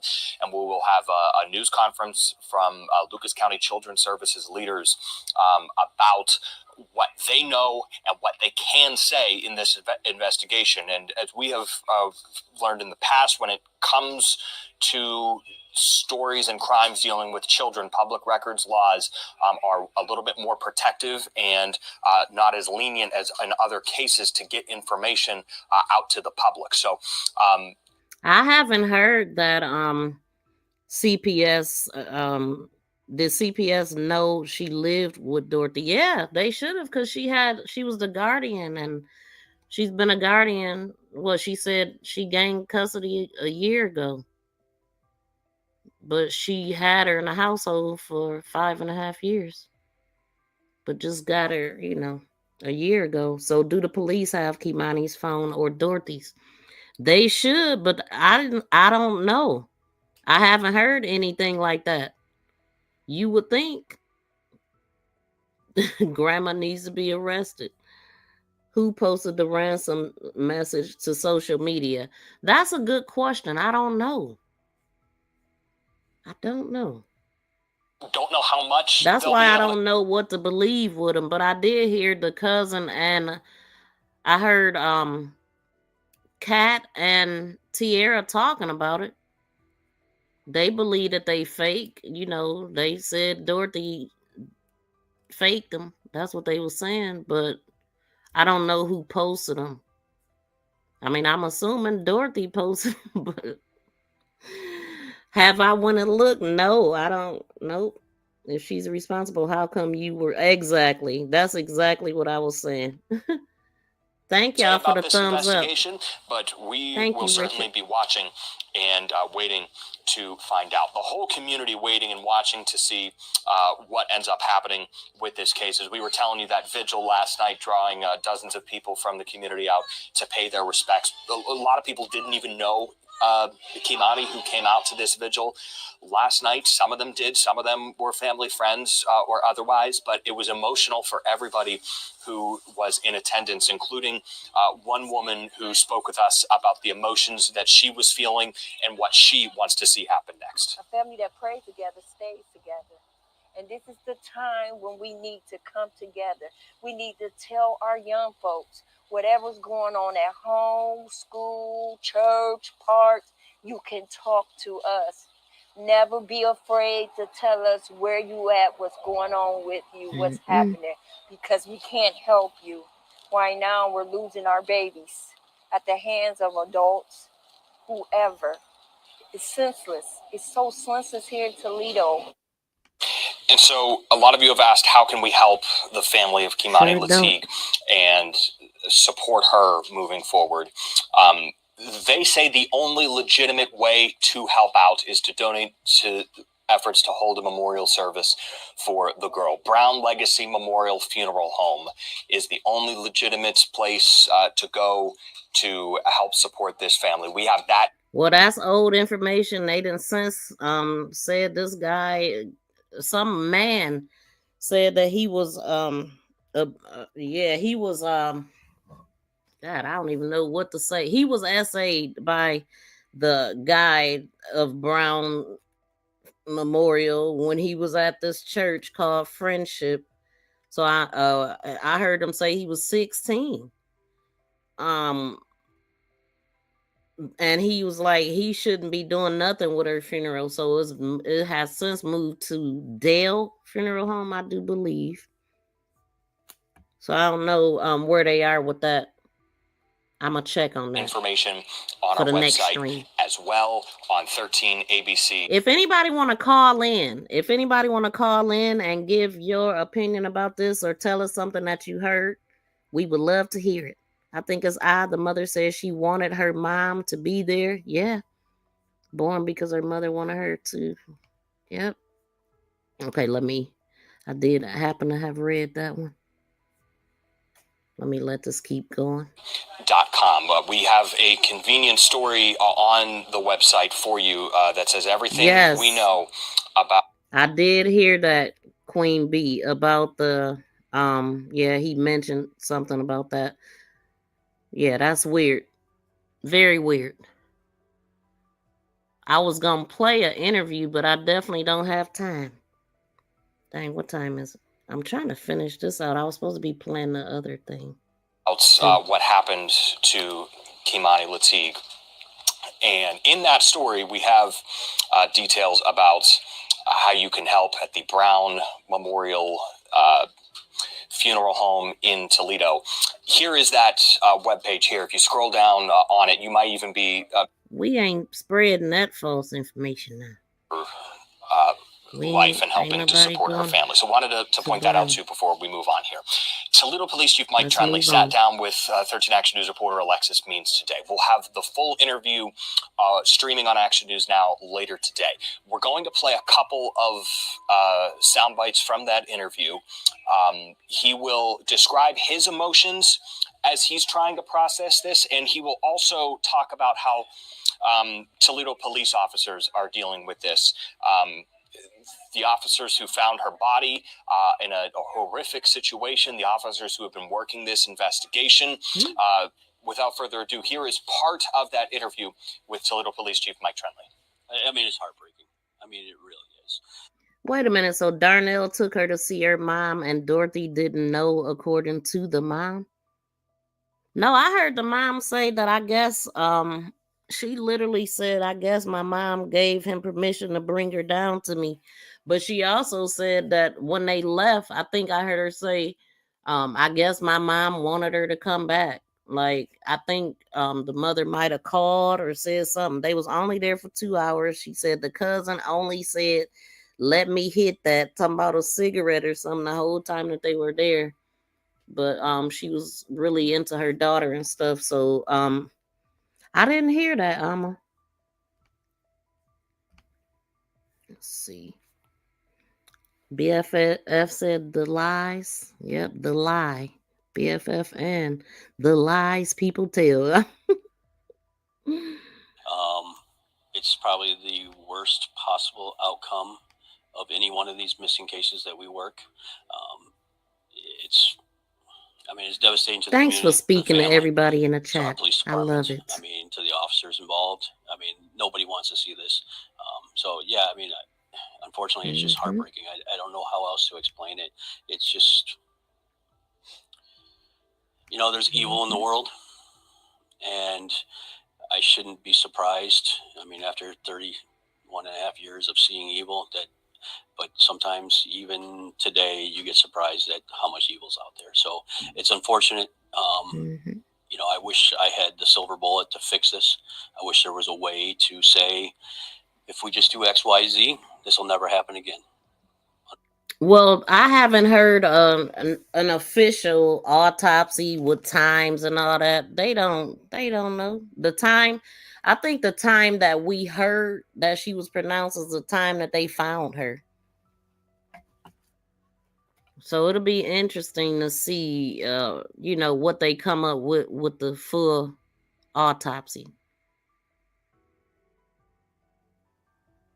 She looked just like your oldest daughter when she was 6. Wow, from the side. Okay. Fortunately, that just doesn't exist. I hope someday someone figures it out.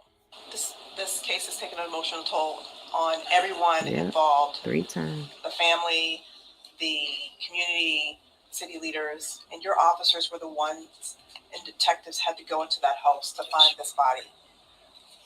How are they doing? So I'm not going to play the other video that I already dropped as far as the police report. So I'm gonna drop it in the chat if y'all have not got a chance to watch that video. Or BFF, if you can, drop it in the chat. I don't know if you can. We need DNA right now. Who are the people? Who are the real parents to this child? Well, I mean, I'm gonna go from what the mother said. Tiara, she said that that's her child's father. I don't trust these folks, man. Trust no one, not too much, you know. If any relatives to me, I don't trust the mama, the daddy, the grandma. So, yeah, anytime as a kid, it's worse, right? I mean, we all have kids. I mean, I've got a child that's almost the exact same age, you know. So, anytime that hits home. Right. Let's see. All right. So I don't know if y'all got a chance to see that. I'm trying to end before maybe I should I stay? Do y'all want to hear the video? Let me know. Put a 1 in the chat if y'all want me to play the other video. If nobody put a 1 in the chat, I'm gonna just leave. Oh, I wanted the video to the premiere that I dropped with the police report. Okay, Kyla put a 1 in the chat. Okay, so I got okay, I'll play it if y'all want me to. Okay, I'm gonna play this out while I pull that up. I did say I was gonna play it, didn't I? Thanks, y'all. All right. They're professionals. They're dealing with it in their own way. But that's not all we do. We're much better now. So we have our wellness unit reaching out to them. You know, we have peer supports. We have all those things that are available to officers right now that they can get help. A lot of times it's independent. The officer has to reach out for help a little bit. We make the effort. But a lot of times we'll get, hey, I'm fine. And a lot of these detectives are from our, you know, SIU that are out there. They're processing these scenes. I mean, this isn't the first scene they've seen, right? So there's a lot of scenes. So they learn to compartmentalize it. They learn ways, tricks to not dwell on it, to get it out of their head. I mean, unfortunately, it's at that unknown time where this stuff pops back in your mind, whether it be last week or 20 years ago. Sometimes you still see scenes. And that is unfortunate that our officers have to live with those things. But in a way, it's their job. Where, you know, they're the ones out there standing. We talked about evil, right? They're the ones standing in that line between good and evil, trying to make our community better. And yeah, do I wish there was a way for me to zap their memories and to get this out of their system? I do. But we do everything we can by offering up services, giving them opportunities to talk to peers, to professionals, and work through their issues. Toledo Police Chief Mike Trenley there, discussing how difficult. Saved by Grace, thank you for being a member. I don't know when you became a member, but thank you for being a member. Shout out to you. I be missing stuff. Well, it's been for some of his officers, and you heard him get a little bit choked up there as well. Much more from the Toledo Police Chief coming. Okay, so that is that on that, and then I do have this put up. Hold on, let's see. Saved by Grace. Shout out to my new member.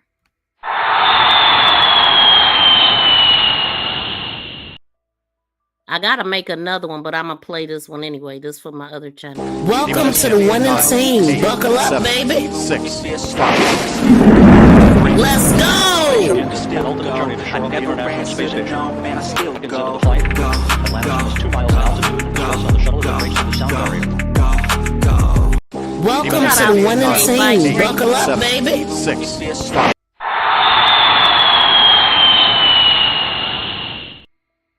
Sleuth Nation, winning team, and Team Viral.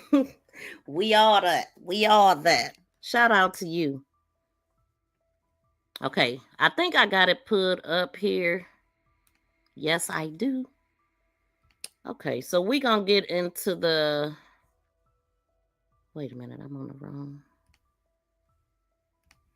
We're gonna get into the police report. Let me turn this music off.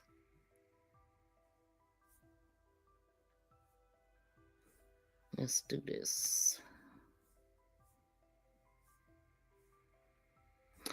Oh yeah, I could do that too.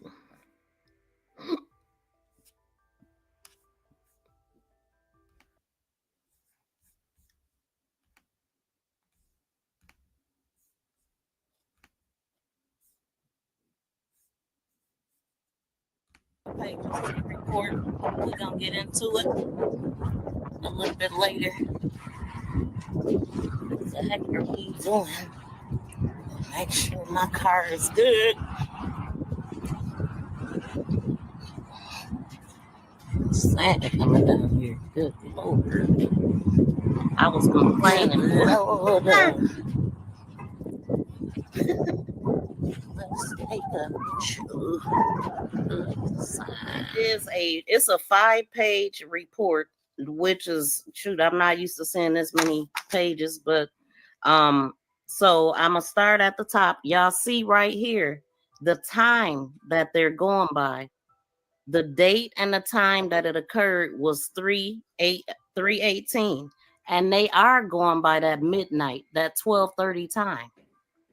That's the time the father said. So the time occurrence of the incident was 3/18/2025 from 12:30 to 3/18/2025 to 9:30. So they basing the time off of when the father said he left and the grandmother when she said she came home. I heard her say 9:40. I heard her say she has to be to work at 9 o'clock. She has to be to work at 9 o'clock, and she got home about 9:40 on the 18th, on that Tuesday. And then it says it was reported on 3/18/2025 at 11:55. It says all of these different names, and like I already said, there is at least one person sharing the same address. Okay, so we gonna flip through all these sheets. People, these must be. So when I said that it was one person sharing the address of the grandmothers. Hold on, let me grab the report while I'm replaying this. I'm gonna let it keep going though. Well, nah, because I ain't listening. Hold on.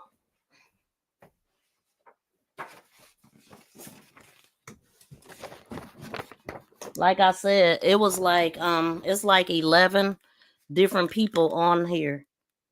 And these are people that they talk to. So she did tell us that the only people that live in the house is her and was KEI'MANI and the dogs, but yeah, according to this, I see at least one person using her address on this report.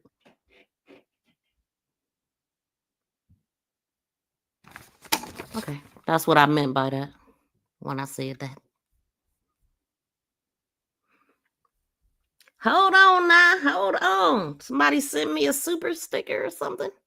I happen to see that pop up over here.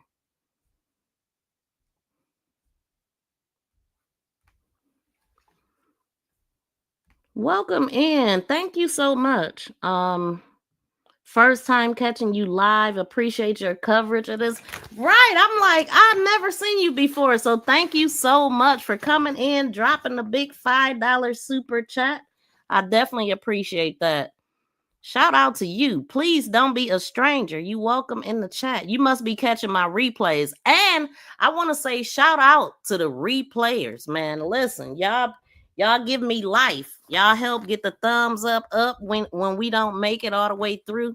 So definitely I appreciate y'all on the replay. I appreciate y'all being here, engaging and doing all that is so important. Like if y'all didn't give me a dime and just smack that thumbs up, I would be happy. But I'm overjoyed to get monetary gain from y'all, like supporting the content, finding value in the content. I definitely appreciate that. Shout out to you. Let's go.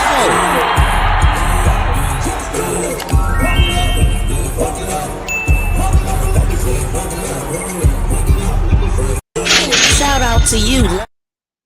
Okay. We appreciate it.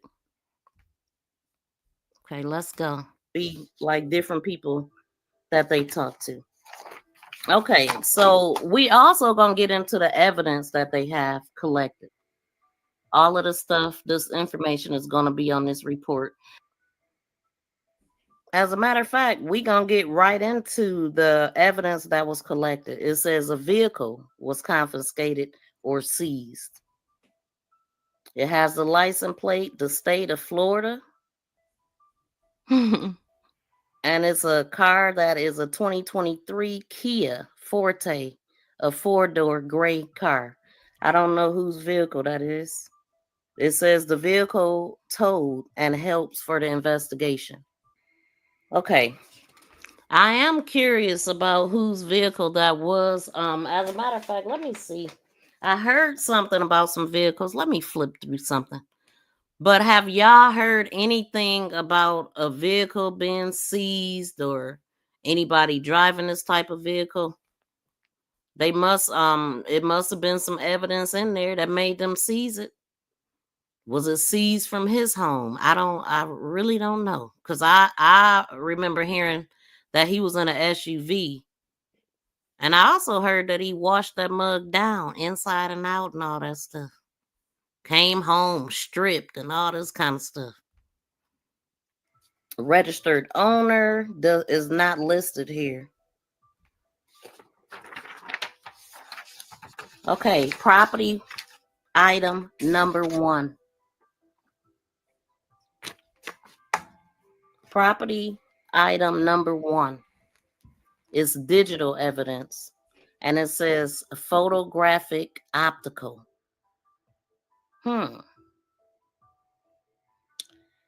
Property note says a memory card, CN59, with photos of the listed residents. Okay, a memory card, CN59, with photos of the listed residents. Property item number 2, listed as evidence, and the description is clothing. In the property notes, it says red underwear. So, yeah, we'll just read it. Red underwear found on the north side of the residence, collected and booked into Central NPR. Okay, and then we have property item number 3, listed status as evidence, and the description is household goods. Property notes, it says a white pillow found in the garbage bin outside of the residence,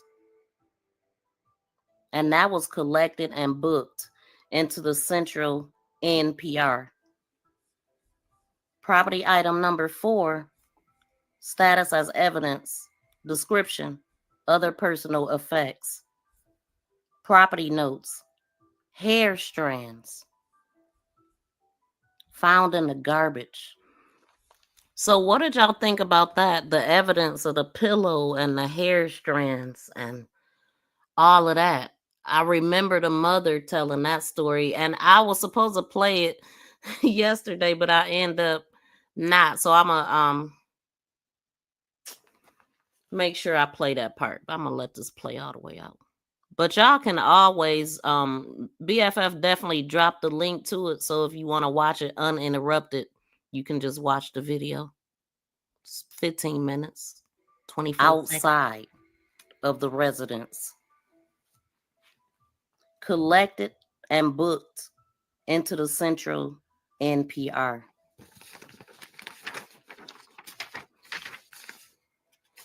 So now we're going to go into the report, the reporting information. Supplement date listed as 3/18/2025 at 11:55. We have Officer 1, Nicole Tucker, and Officer 2, James Schroeder. Here's the narrative. On the date listed and indicated, this unit responded to the listed location for a missing juvenile. Upon arrival, this unit made contact with P1 Dorothy Latigue, who is the grandmother and legal guardian of S1 KEI'MANI Latigue. Now that's something that I noticed with this report is that they have KEI'MANI listed as a suspect.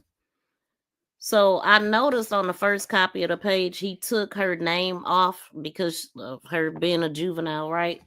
Minor. And it says the victim's name is the city of Toledo. And it gave her address as the place that I went and picked it up from, the report. So on the first copy, it has, and this is including KEI'MANI's name. It has 1, 2, 3, 4,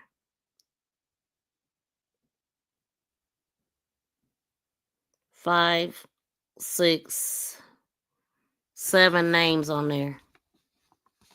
So these are all people that I'm assuming that they talked to at some point, and it was a man with the same address as the grandmother is what I'm looking at. The second copy, it has her dad is listed on here. Well, I shouldn't call him that, but that's what I guess he is. Darnell. Let's just call him that. 1, 2. So he's twice on the second copy.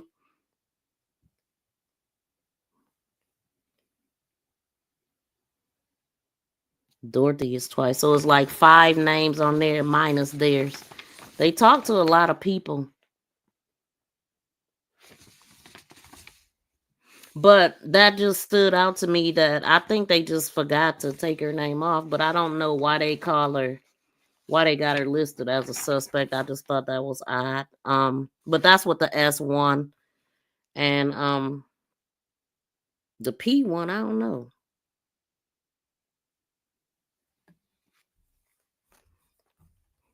Let me keep this playing.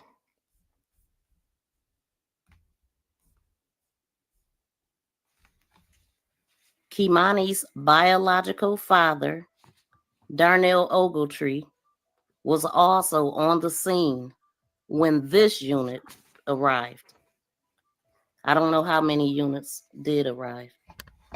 So Dorothy stated that she works the night shift and she returned home about 0930, which is 9:30 a.m.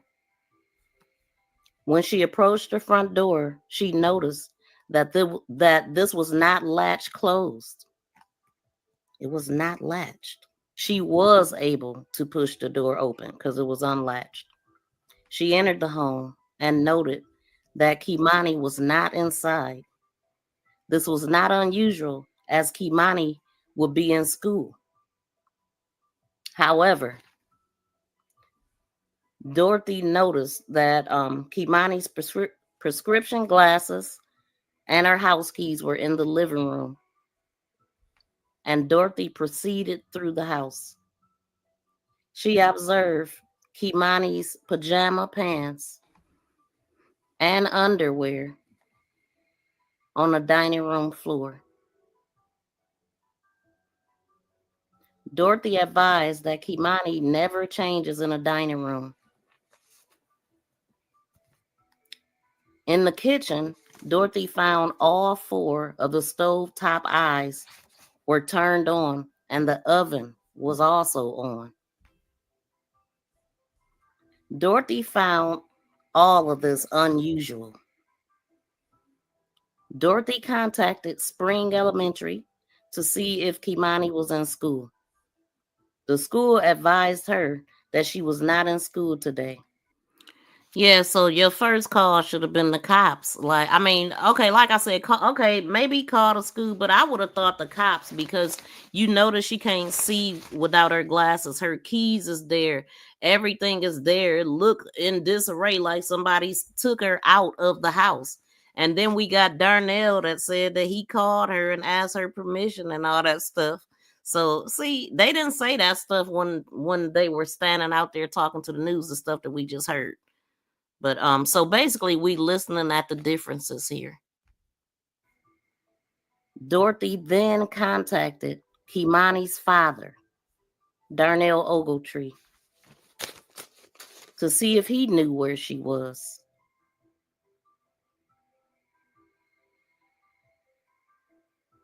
Interesting. This unit spoke to Darnell.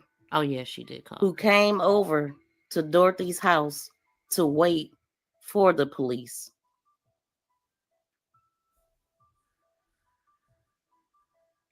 Darnell stated, interesting. This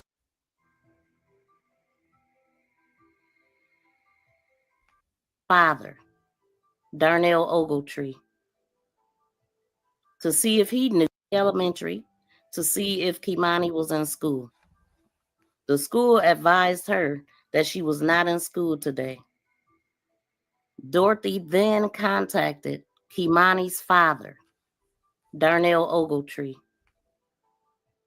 to see if he knew where she was.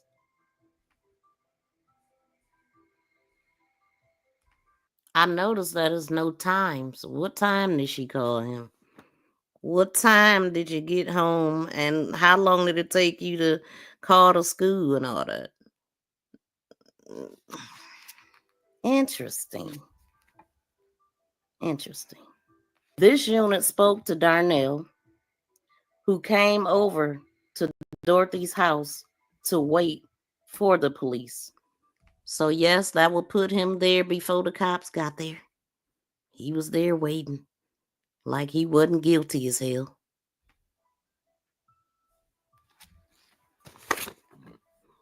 Darnell stated that in the evening, he got a phone call from KEI'MANI, who was afraid someone was trying to break into the house.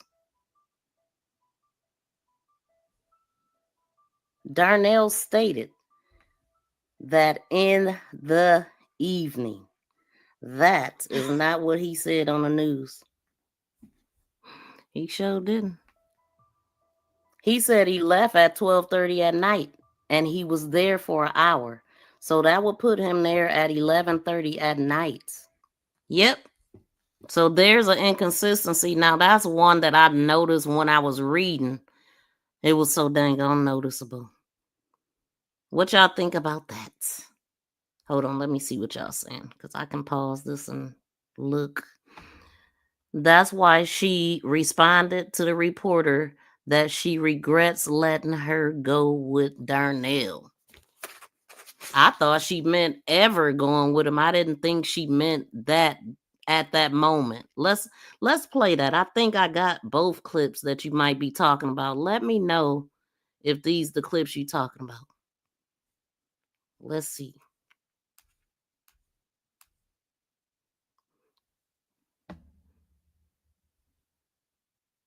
This man has been to my house several times. He usually takes her for weekends to his house to visit with him and his other children. And I feel deceived. Like, you played for so long in my face, like you was her dad, like you really had her best interests at heart. This man has been to my house. Told to me that he was her biological father. However, her biological mother has told me on several occasions that he is not. So I don't know what to believe, but I know that he was present. He's been more present than the biological mom. And I feel deceived. Like, you played for so long in my face, like you was her dad, like you really had her best interests at heart. But where is she? Told to me. But where is she? Were you talking about either one of those? Let's go.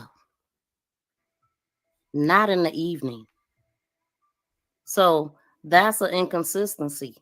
So Darnell stated that in the evening, he got a phone call from KEI'MANI, who was afraid someone was trying to break into the house. Now, her grandmother should have been home if it was in the evening, because she don't have to go to work until 9 p.m.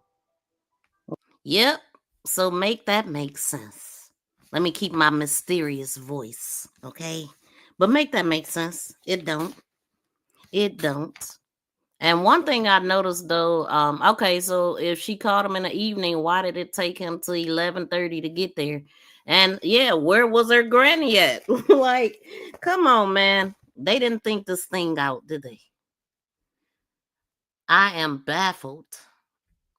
How did Dorothy tell the news it was on the 16th and they have the 18th? She also have a lot of consistencies as well. She got a lot of consistencies. What, the consistent lies? How did Dorothy tell the news it was on the 16th? That is so wild, right? The 16th and 17th. I'm like, wait a minute now. She was in Cleveland with her mom on the 15th. So maybe that was their intentions for it to happen then, but they, for whatever reason, it didn't. I don't know. Because, I mean, if it was going to be a time, that could have been a time. I mean, she was with the same people when she went to see her mother that she was the last night that she was alive. Make that make sense. I mean, connected. Like, I mean, it to me is just something. And then when the mother said the man didn't even talk the whole time he was there, just sitting there, like something was heavy on his mind or something. I don't know, but this poor baby plotting on a baby. She's a baby to y'all. Oh, I mean, come on. She didn't even Right. live her life. The evening would be about between 5 and 7, would y'all say? Yeah, would y'all say the evening is between 5 and 7? It would not be. Oh, you meant inconsistencies. Okay. Because the only thing, yeah, consistent is the lies, because it just don't make sense. It just don't make sense. The 16th was a Saturday. I mean, it was a Sunday. Wait, the 18th, I think. Oh, well, yeah, because Monday would have been the 17th, and then Tuesday is the 18th. So overnight, she was overnight by herself. The granny came home. That's crazy. Darnell threw her under the bus, though, and they said something totally different than what we just listened to. So let's go. What do y'all consider evening? It damn show. Ain't 11:30 at night. Okay. So Darnell stated that in the evening, he got a phone call from KEI'MANI, who was afraid someone was trying to break into her house. She asked him to come over because she was scared. Darnell contacted Dorothy to confirm it was okay. And Darnell responded to the location. That's new. Yeah, it is new, and we have not heard that in the information that we just played. In fact, we put up the document that said that he did not have Dorothy's permission. So did Dorothy know that he said that when they were standing next to each other? Like, I just wonder, like, is he lying or is she lying? Who lying? Or they both lying? I mean,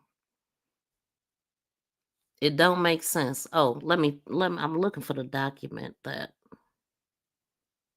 said that, just to show the proof again. That's the document that says that he didn't have her permission or whatever, or he took her. Yeah, he just took her from the house. Okay, so I'm gonna let that keep going. Y'all, please smack the thumbs up if you haven't got a chance to. Subscribe to the channel and set all notifications so you know every time I go live. And also come into my channel and check out my playlist and all my other content. This is a full-on crime channel. I've been reporting crime since 2020. So I have a lot of different content that y'all might want to see. So step on in to the channel. Let me play my little sound bites.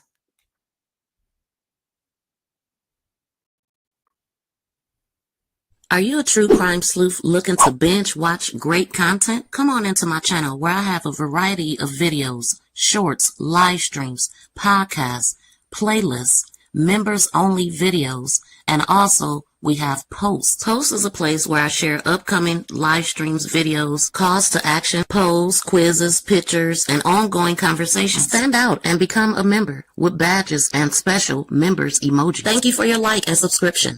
Are you a true crime sleuth? So shout out to all my sleuths, private eyes, all of y'all. We sleuth nation over here. And like I said, if you like this channel, you like to get to the details and the facts. Because too much mess, too much of what people are saying, it kind of clouds the facts. And I like the facts to stand out from the bull. Because the stuff that I'm going over right now, especially these documents, this is the stuff that they're going to be going by when court happens and all of that stuff. And of course, this stuff is, you know, the initial thing that they said, they got to stick to that. They gotta make everything else fit around what they said the first time. But they got that wrong. Darnell got that wrong. But I mean, so if they got his phone, then they would know if he called Dorothy and all that, right? If he called Dorothy and like, because they did take his phone. They took him into interrogation. Tierra said he was there for a minute. He was there for hours. Then he came straight from there to the Manhattan. Oh, I'm going home. I ain't going to search for my daughter because I don't have a phone. Like, and then that's when he disappeared. The school advised that she was not in school today. Dorothy contacted KEI'MANI's father, Darnell Ogletree, to see if he knew where she was. Here it also says Darnell contacted Dorothy to confirm it was okay to go over to her house. And Darnell responded to the location after calling Dorothy allegedly. Well, I ain't gonna say allegedly because this is on the police report. This is what they told him. We can still say allegedly though because they could have wrote the report wrong. And even in court they say alleged. So everything is alleged until they proven guilty in the court of law. Darnell stayed at the location until approximately 12:30 a.m. KEI'MANI followed him to the door to assure that it was locked. Darnell went home and he went to sleep. He didn't mention that when they were standing out there. He did not mention anything about her walking him to no door or nothing. First I'm hearing of this.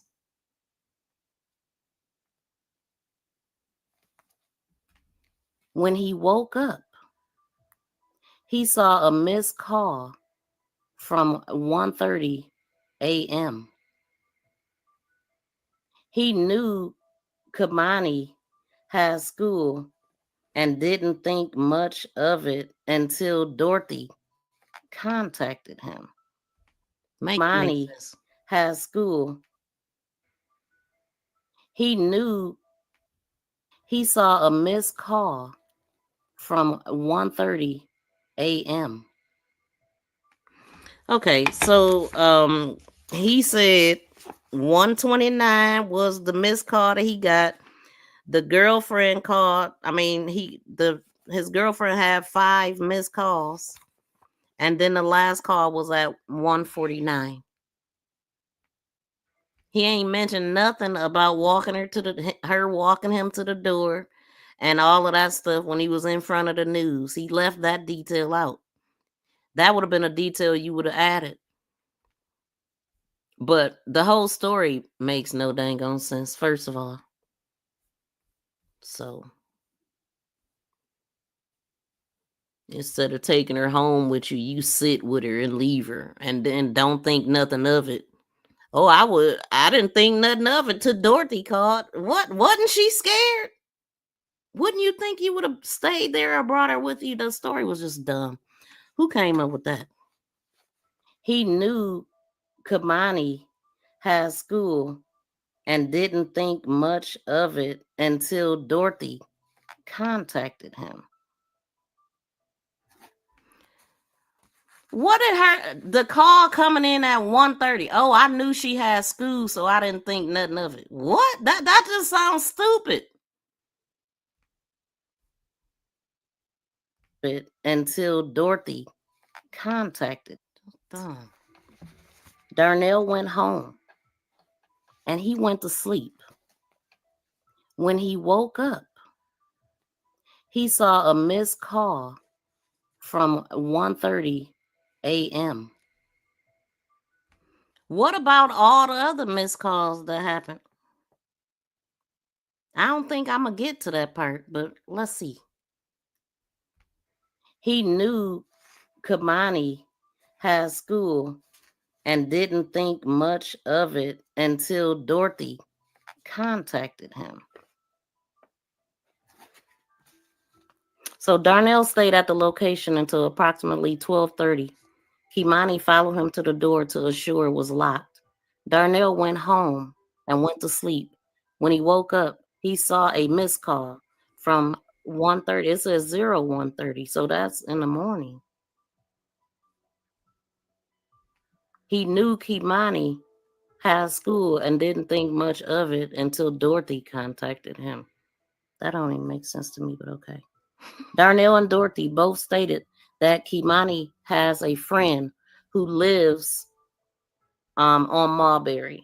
Alrighty, so we just skipped right past the girlfriend getting called 5 times, the last call at 1:49, and other people was getting calls and stuff. Like, what happened to all that, sir? They have picked her up from there before. Dorothy made contact with the adults who resides there, who stated she has not seen KEI'MANI, and all of her children are currently at school. This unit contacted 212 Records, Sergeant Kopersky, and Springfield Elementary. Detective Kincaid and Sergeant Kopersky, I'm probably saying that wrong, responded to the scene. KEI'MANI was logged as missing with Records and 212. This unit spoke to the principal of Spring Elementary, who confirmed that KEI'MANI was not present at all today in school. Once this unit cleared the location, we responded to Mulberry. We went with the residents who confirmed KEI'MANI is not there. We met with the resident who confirmed KEI'MANI is not there. She stated KEI'MANI has only been there once or twice, but she has not seen her in a bit.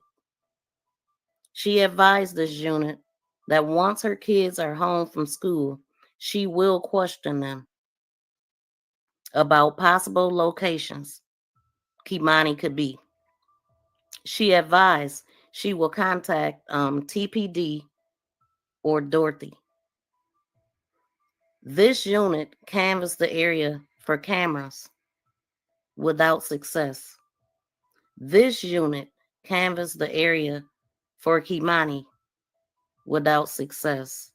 Photos of KEI'MANI were distributed to Detective Kincaid and Sergeant Kopersky.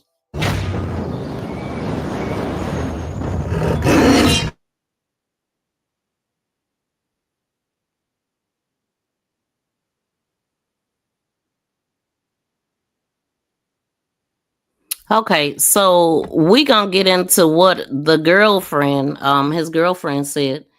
Yeah, what father is gonna leave their scared daughter home alone? Exactly. The first thing you would have did, I mean, you gonna stay there and guard the house, or you just gonna take her from the home? I mean, the girlfriend said that she's always over there, right? So why would you leave her at home? And then when you get a missed call at 1:30 from your terrified daughter that you just left an hour ago, you didn't think about the burglars might have came in there, and that's why she was calling you. Oh, I had a missed call at 1:30, but I didn't think nothing of it because I knew she had to go to school. What happened with the burglar, the scary people?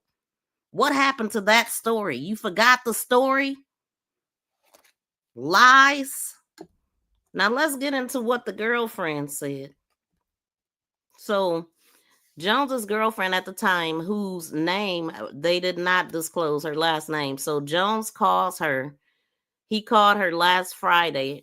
So this is getting into how he got caught. He called her Friday, March 21st. No, this ain't when he was gone. This is when he called and asked her to cut off the cameras. So Friday, March 21st.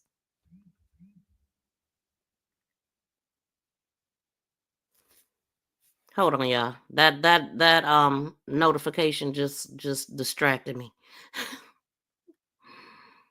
We gonna start over. Okay.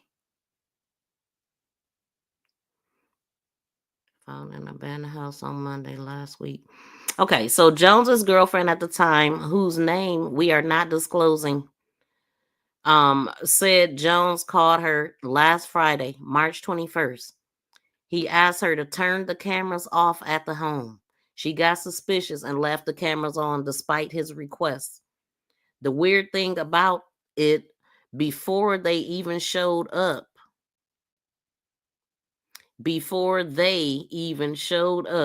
he asked me to turn my cameras off. Now, let me get back to that because I just thought about something. I'm going to get right back to that. That ransom note, when they were, he was like, we. The ransom note was saying we. And it's like, who is we? Who is we? Who else need to be arrested? Let me move this right quick.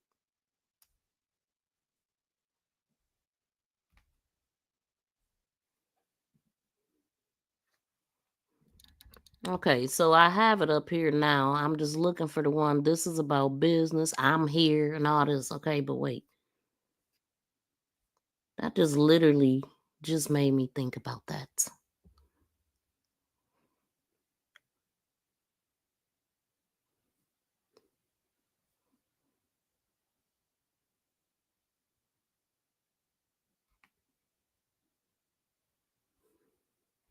Wait, I think, is it on this one?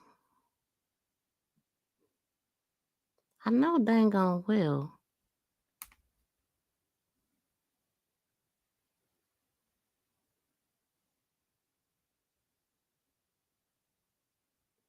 Meet me at McDonald's.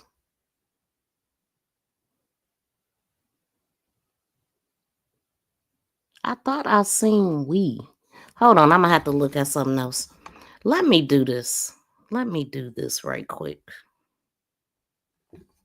Of KEI'MANI LATIGUE. Tonight, the girlfriend of the murder suspect, Darnell Jones, is speaking out. He's accused of killing his 13-year-old daughter, KEI'MANI LATIGUE. Warning. Police found her body in an abandoned home on Monday. Jones' girlfriend telling 13 Action News she called detectives when she learned he allegedly hid evidence in her home. 13 Action News reporter Alexis Means remaining on this story on your side with new details in this case. Alexis? Leah and Christian, she told me that Darnell Jones has never been violent toward her, and she told me that she doesn't know why he killed KEI'MANI. KEI'MANI used to be over my house all the time, and we loved her.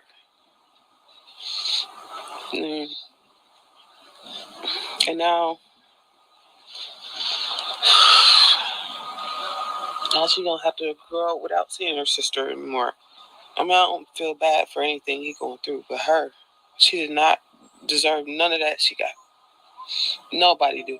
She didn't want us to show her face, but you can hear her voice trembling as Darnell Jones's then girlfriend shares how she helped Toledo police with evidence in the case. Last Friday, police set up a meeting to question Jones. The weird thing about it is because before they even showed up, he asked me to turn my cameras off. I have cameras in my house. And he asked me to turn them off. And I was like, why would you want me to turn the cameras off? He said, because I didn't come home till 5 o'clock that morning. And he didn't want them to suspect anything. See, he came home at 5 o'clock in the morning that day. Because he didn't But he was asleep at 1:30 though. show up till 5. And I'm like, well, thinking in my head, I'm like, well, if you don't have anything to hide, then why should I turn the cameras off? And I didn't. But he Turn them off. Heck, it was already recorded. What was turning them off? She just said turn them off, and he said because he didn't come home until 5 that day. So what is turning them off gonna do if it already happened? I'm confused on that. Wouldn't he say erase them? But he thought I did. That don't even make sense. If you don't have anything to hide, then why? What? I'm like, well, thinking in my head, I'm like, well, if you don't have it. You can hear her voice trembling as Darnell Jones's then girlfriend shares how she helped Toledo police with evidence in the case. Last Friday, police set up a meeting to question Jones. The weird thing about it is because before they even showed up, he asked me to turn my cameras off. I have cameras in my house. And he asked me to turn them off. And I was like, why would you want me to turn the cameras off? He said, because I didn't come home till 5 o'clock that morning. And he didn't want them to suspect anything because he didn't show up till 5. And I'm like, well, thinking in my head, I'm like, well, if you don't have anything to hide, then why should I turn the cameras off? And I didn't, but he thought I did. She and Jones have a 2-year-old daughter together. She says she was in the room when Jones tried to hide evidence connected to the case in her house. After police took us downtown and questioned us, I came back home before he did, and my family that was here informed me that he hid something under my stairs in my basement. So I called the detectives, and they came and did a search warrant and grabbed it. And once he noticed those were gone, that was the last time I seen him. Police executed a search warrant. What did he hide under your stairs? It was like a mat for the back of your truck, not a pickup, but SUV. You know, when you lay your seats down and you put that rubber mat in there to protect the back of your seats in case you're hauling something. That's what he rolled up and put in my basement. And his work boots, which were caked with mud. I never seen him put it under there, but I wasn't about to hold no evidence for him or nothing of that. He must have thought that. Jones went on the run to Columbus, where he used to live. After the search warrant and he disappeared, we left the house because I was scared that he might come back and harm one of us. Police located him after. Wait a minute, did they take something out? Because I could have sworn that she said that in this part that she said that he hadn't worked in a while. When she was talking about the boots, I thought that she said that. He called his girlfriend because I was scared that. That don't even make sense. She says she was in the room when Jones tried to hide hear that name. Connected. I did hear that name, Alma, KB or KP, as the cousin's name. KB. I think it might be KB. But I don't know what that stands for. What's his name? I wonder. But I did hear in her house. After police took us downtown and questioned us. So they did take them downtown and question her. I'm stuck on the him talking about turning the cameras off. So he asked her to turn the cameras off when the police was it wasn't the night that he came home when KEI'MANI was missing. That's what I originally thought. But he wanted the cameras off because he was wanting to hide that stuff, I guess, before the cops got there. I don't know, but that part just didn't make sense to me. I came back home before he did, and I have cameras in my house. And he asked me to turn them off. And I was like, why would you want me to turn the cameras off? He said, because I didn't come home till 5 o'clock that morning. And he didn't want them to suspect anything because he didn't show up till 5. And I'm like, well, thinking in my head, I'm like, well, if you don't have anything to hide, then why should I turn the cameras off? and I didn't, but he thought I did. She and Jones have a 2-year-old daughter together. She says she was. Wait a minute. She did say that. Okay. I thought I heard that. She did say he hasn't worked in a while, but the boots he had on, that's the boots he used to unalive his daughter. Exactly. But she was like, I didn't know his boots was muddy, and I don't know. It's like she referred to him having a job, like he hasn't worked in a while. So basically, his boots shouldn't have been muddy, is what she was saying. And I thought it was in this part, but they like breezed past She that. was in the room when Jones tried to hide evidence connected to the case in her house. After the police took us downtown and questioned us, I came back home before he did, and my family that was here informed me that he hid something under my stairs in my basement. So I called the detectives, and they came and did a search warrant and grabbed it. And once he noticed those were gone, that was the last time I seen him. Police executed a search warrant. What did he hide under your stairs? It was like a mat for the back of your truck, not a pickup, but SUV. You know, when you lay your seats down and you put that rubber mat in there to protect the back of your seats, in case you're hauling something. That's what he rolled up and put in my basement. And his work boots, which were caked with mud. I never seen him put it under there, but I wasn't about to. See, they transitioned that. I promise you, the last time I heard this, she talked about him not working in that part, but it sounded like it got transitioned out of there through editing, unless I'm tripping. Hold no evidence for him or none of that. He must have thought that. Jones went on the run to Columbus, where he used to live. After the search warrant and he disappeared, we left the house because I was scared that he might come back and harm one of us. Police located him after he called his girlfriend, and she called police. What's your name? Kill me. And Toledo police say that Jones is still in the hospital. And he disappeared. We left stairs. It was like a mat for off, and I didn't, but he thought I did. She and Jones have a 2-year-old daughter together. She says she was in the room when Jones tried to hide evidence connected to the case in her house. After the police took us downtown and questioned us, I came back home before he did, and my family that was here informed me that he hid something. So her family, they must have been in the house. Under my stairs in my basement. So I called the detectives, and under the stair. Yeah, it had to be some family members that was at her house. They came and did a search warrant and grabbed it.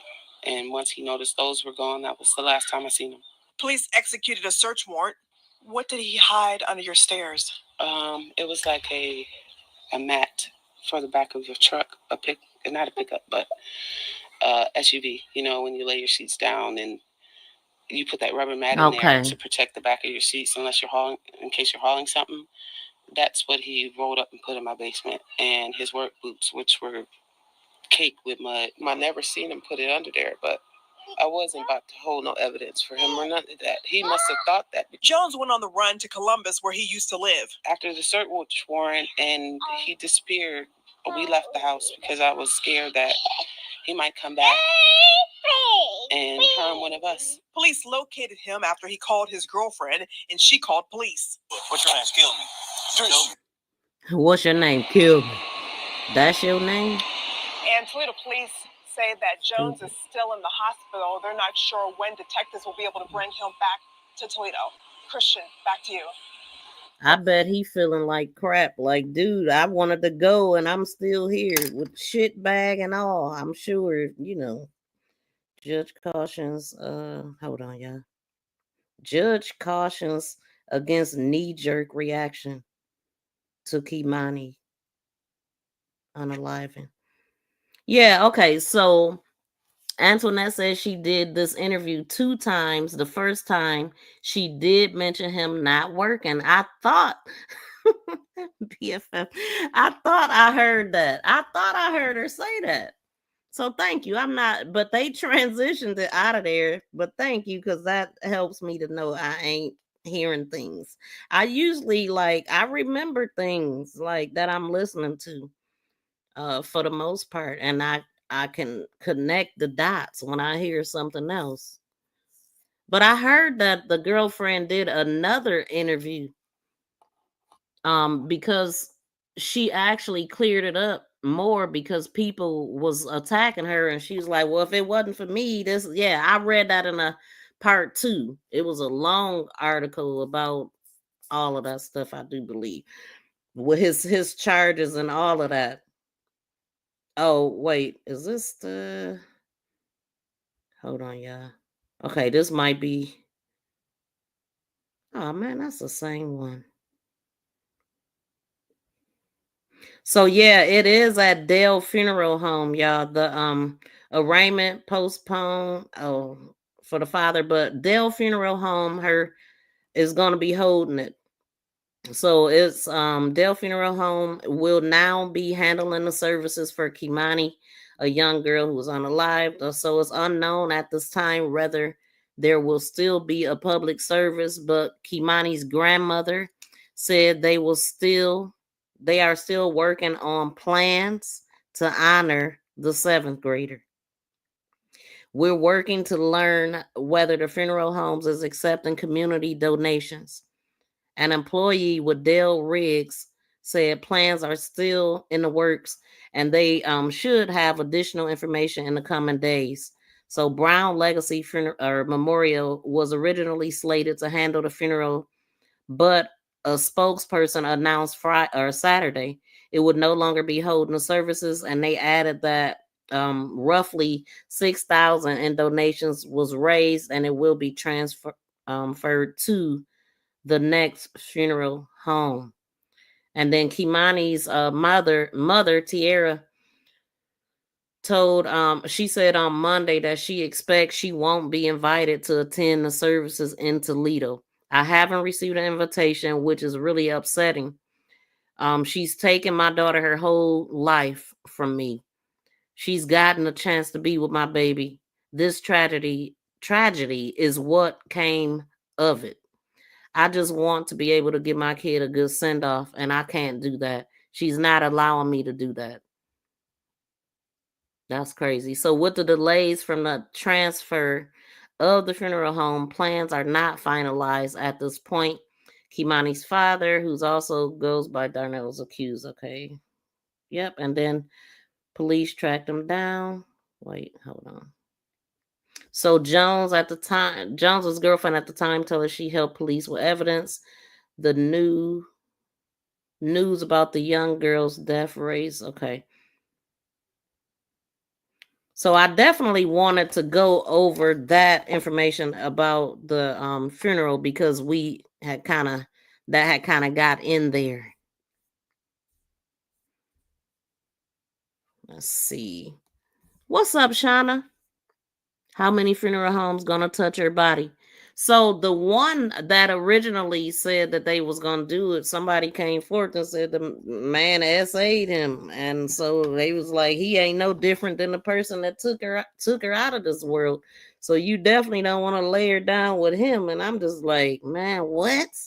And then the church he mentioned, I used to go to that church at some point in my life, the church that the guy worked at and all that. And that was the first that I'm hearing of that. That is scandalous. Okay. Scandalous. But this was, let me go to that clip of the mother talking about when her teenage cousins and stuff had put up and seen the grandmother throwing something in the garbage. I was supposed to play that the other day. And I'm all in the wrong place.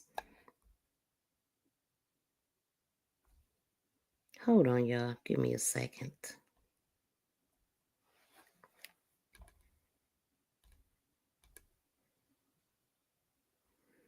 Shoot, we overtime now. So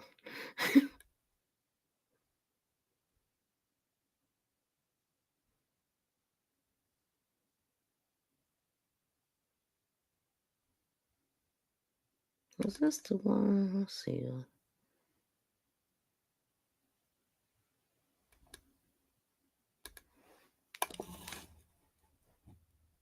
5 years. His brother fine, like he's cool, he's married and everything. 25 years. His brother fine, like he's cool, he's married and everything. But the brother Wayne Brady or whatever his name is, Grady, a straight weirdo. Like she was trying to put us on with him, like this supposed to be your nigga, your baby daddy, your so-called baby daddy, Auntie Dorothy. And you let him look at us, and then you thought you was just so comfortable to tell us that when y'all was fucking that he said he wanted KEI'MANI to come upstairs and suck his dick. What? Man, take me back to Dorothy. So, man, I'm about to look this whole ass. You thought that was okay to say? We checked that shit. We checked that shit. And ain't no telling, ain't no fucking telling when she was leaving him in the house with her, what the fuck was going on? So somebody had asked me that in the chat, and I knew that I had heard that earlier. So yeah, this is, and you heard her say Auntie Dorothy. So this is somebody in her family allegedly. Yeah. Shauna, love you. Thank you for all you do. Thank you, Shauna, for being a member, and thank you for being in the building. Sick people making and taking these kids. Exactly. Welcome in, Miss B. Yes, ain't that wild? What in the hell? Okay, right? Crazy work. Okay, now let me. Man, I be running across some stuff, and that's family. So are we to believe what she just said? And then somebody posted the mother's record too and said she ain't no different than the mother. You know, I'm sure they all have issues. You know, like they all had a rough life. I'm sure every last one of them probably got a record. Well, I ain't sure, but they could.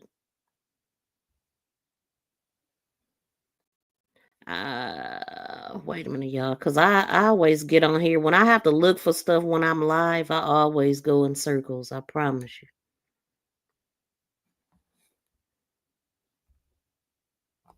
But this is some of it right here. And the upstairs light was on. Upstairs light was on. They tried to run for a little bit longer. We need you to start at the beginning. Because they wouldn't even go for a full. You know what? I ain't about to play with this. I'm going to just go here.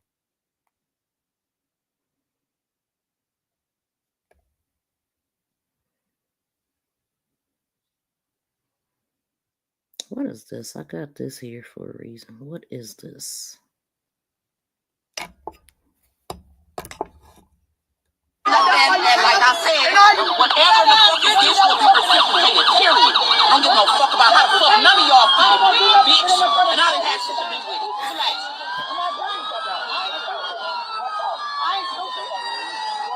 Do y'all hear Granny? Did y'all hear Granny? I'm just saying she said that hard. She is not afraid of nothing.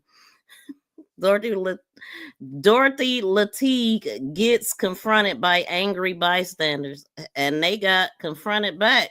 Hold on, let's see. Y'all heard it. Whatever the fuck is this will be reciprocated, period. I don't give no fuck about how the fuck none of y'all feel, bitch. And I didn't have shit to do with it. Relax.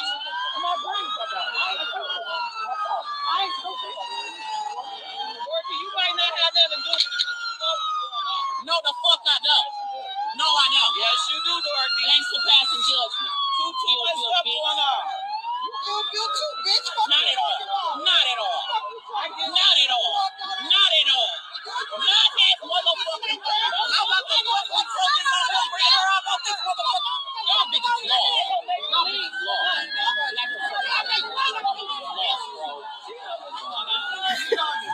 Bitch, you wanna talk to my mother like that? Bitch. Leave her alone. Child molester. Woo! Trigger words. And like I said, whatever the fuck is this will be reciprocated, period. I don't give no fuck about how the fuck none of y'all feel, bitch. And I didn't have shit to do with it. Relax. Man, listen. It was told to me that he was. Oh man, we ain't trying to play no music. What is we doing? What are we doing? Now, I thought this was good right here. Let's see. Came across a story. Oh man. Oh, there you go. Hold on. Lisa popped in. Do you hear that? Hear me loud and clear when I say predators do not start by preying on the kids. They don't go looking for the one they like or who's quiet. They start with the parents. They start with the guardians. They look for the one who do not know how to actually protect the children, the ones who lack parental supervision. They're looking for the parents who say things like, "You're fast, you're hot in the tail." They looking for. Wait a minute. Let's see what y'all got to say. BFF said they louder than the sirens. They waiting for Dorothy in prison. Somebody said. Lynn. Man, for Lynn shaking my head. That's disgusting. Oh, what Philin did? Like, who is Philin, by the way? Hold on. She need to be. That's somebody's grandma. Yep. The bio mom had the audacity to put up a GoFundMe with 100,000 goals. She did. Was it really her or was it a fake one? I'm slow. I'm sorry. Don't be so hard on yourself. Okay, let's listen. Those women, those men, that's parents. That's the ones they want. That's who predators seek out first. Oh, never mind. He's saying that word too much. Never mind. Never mind. Never mind. But I am gonna do this though. I'm gonna do this. Strange call.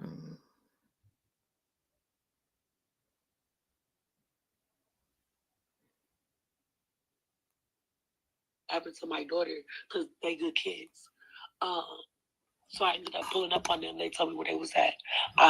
We put up on them, me and my other two cousins. And I spoke to the detective. He's like, look, they're not in any trouble. We already know that you guys have been looking for your daughter and he pissed. He said that while he was back there, he said he couldn't pinpoint where the sound was coming from, but he heard a female voice say, stop, that's enough, stop. And so he like, what the fuck?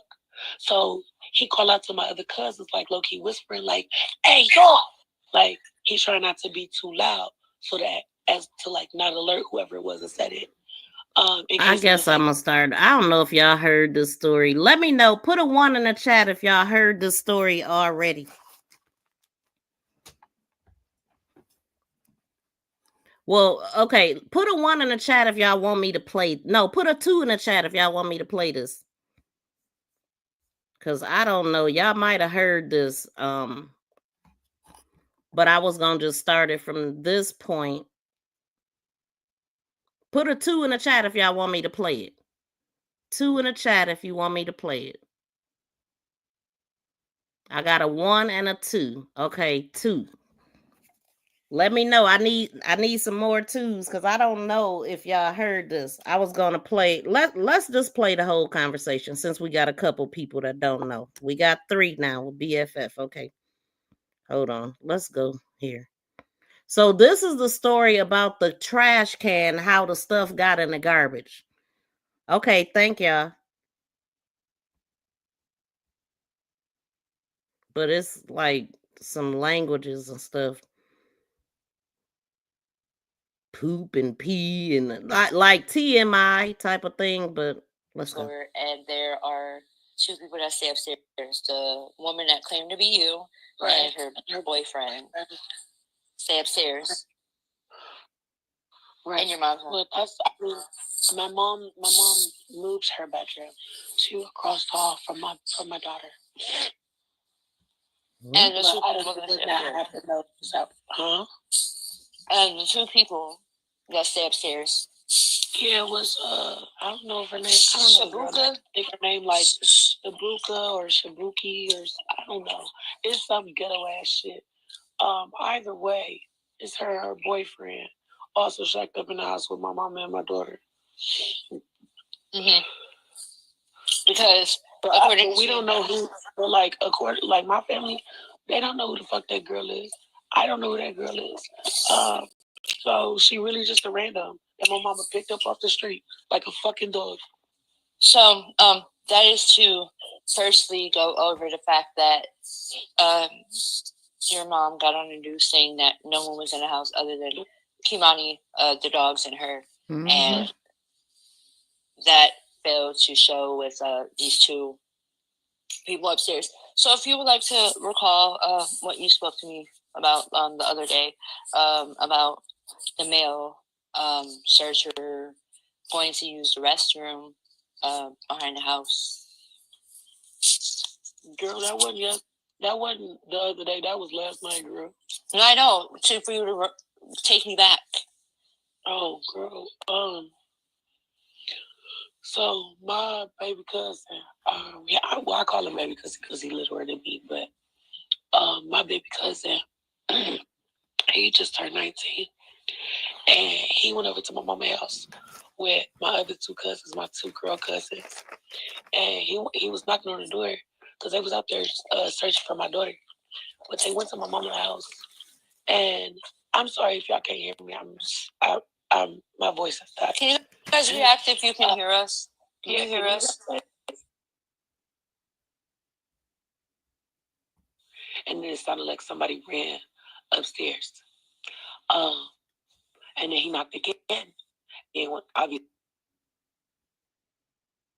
because he littler than me, but dude, that went way too far. Hold on. He knocked once, he knocked twice, and then he's standing there, he waiting. He said, when he knocked that second time, he said he heard a bunch of shuffling in the house. It sounded like it was like 2 or 3 people in the house. And then it sounded like somebody ran upstairs. And then he knocked again, and nobody answered. So he's like, okay, maybe I'm tripping. So he leave off my mama porch and he go get back in the car. And he I'm just trying to suck it up. I'm just trying to get through it. So they happened to look back at my mama's house before they pulled off. And the upstairs light was on. The upstairs light was on. They drive around for a little bit longer, and then they get to a point, because they weren't even gone for 4 or 5 minutes, and he was like, nah, bro, we got to go back. I'm going to fuck around and shit on myself. So they go back to my mama's house. Oh, shit. Wait. I got to take it back. I'm sorry. Because I completely skipped over the fact that when they were getting ready to pull out after he knocked and he heard the shuffling or whatever, when they were getting ready to pull off, they looked at the light, as they were looking back at the house, and the light upstairs was off. So they go in and they pull off. They said when they went to go turn the corner to continue searching for KEI'MANI, that they see my mama's car turn on, which means she was about to go somewhere. But they thinking like, okay, well maybe she just ran into Tom's or something to go, you know what I'm saying, grab some cigarettes. So they're like, fuck it, we just gonna go back to looking for KEI'MANI. He's like, I'll just have to suck it up. So they go back and they start looking again. But after I'll say like a minute or two, he like, yeah, no, I can't do this. I'm gonna fuck around and shit on myself. So they pull back up to the house. It ain't even been 5 minutes when they get back in front of my mama's house. When they get there, the light upstairs, all of a sudden that same light is on. Well, my mama not at home. Her car ain't out front of the house. And that's the only place that she could park other than the alley in the back. That light is on, but my mama's still not home. So he tried knocking again. No answer. So then he said he went around back and he like, fuck it, I'm gonna just piss right here. He's like, maybe that'll give me some relief. I gotta get some relief one way or another. So he go around the back of my mama's house and he pissing. He said that while he was back there, he said he couldn't pinpoint where the sound was coming from, but he heard a female voice say, stop, that's enough, stop. Mm-hmm. And so he like, what the fuck? So he called out to my other cousins, like low-key whispering, like, hey, y'all.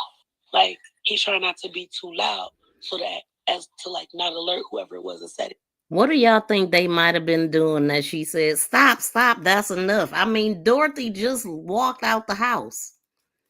So Antoinette said, for this lady not to have much contact with her daughter, she sure knows a lot about what's going on in her mom's house, but not what's going on with her daughter. Yeah, it sounds like she learned this particular story that she's telling, she was here for it.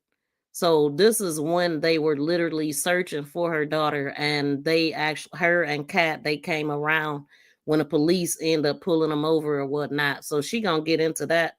But some of the other stories is information that she was told, because I've heard her talking in some of these other interviews, like Kat. She had just met her. They literally just met when KEI'MANI went missing. And we got to remember too, her sister said that they hadn't seen her. She said you haven't even talked to her, or you ain't came and seen her since her 11th birthday. And so up until the 15th. So it does seem like she know a lot about what's going on, but I do know that she got a lot of information from Kat and cousins that she just met. They didn't even know that Dorothy had another daughter and stuff. It's just wild. It's wild. And then some of the stuff, I mean, because I heard her say that she was 2 years and 2 months when they got taken. She said she was 19 when she came back home. Her mother, she said, I seen something that my mother didn't want me to see. And I did something that my mother didn't want me to do. And she's hated me ever since. I don't know what that was. She didn't elaborate on it, but I heard her say that. And I was like, wow, I wonder what that was. The other thing that I'm wondering is, what do y'all think those people was doing behind the door when they was like, when she said, that's enough, stop? The woman had just left out the house. What, they just dropped down and got their ego on right there?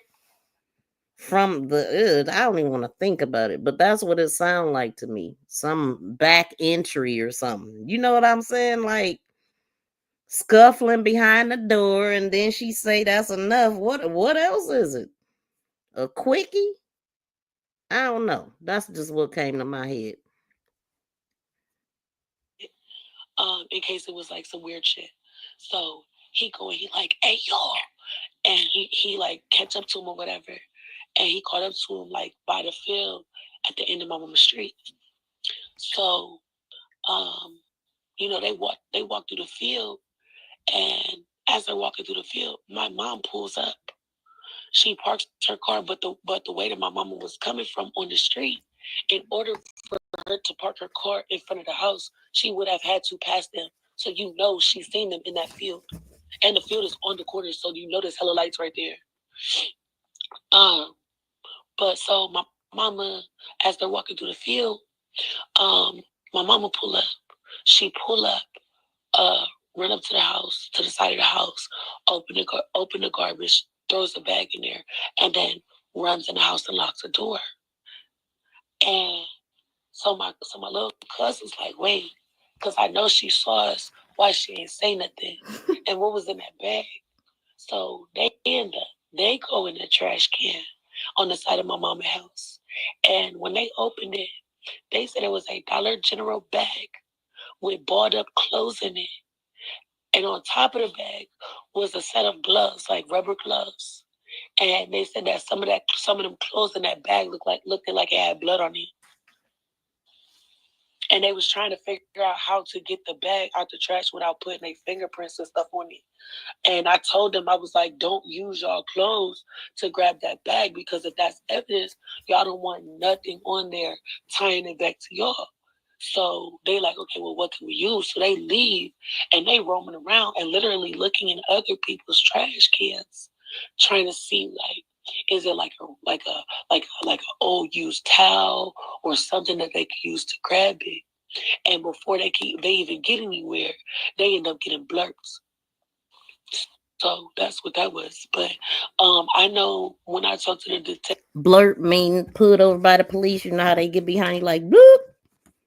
But okay, so as far as the evidence that was pulled from the garbage in property item number 3, we have the only thing we have here about something from the garbage is a white pillow found in the garbage bin outside of the residence. It was collected and booked into the central property room. And then it says property item number 4 listed as evidence, other personal effects, which was the hair strands. That it would have had to been a lot of it would have had to been a pile of hair strands. Like, y'all, you don't just look in the garbage and see hair strands. You don't. It would have had to been a pile of pud hair or something. But they said hair strands and a pillow was found in the garbage. I mean, a white pillow specific. All right. And I mean, what the hell? But as far as these rubber gloves and stuff like that, I'm not seeing nothing about that.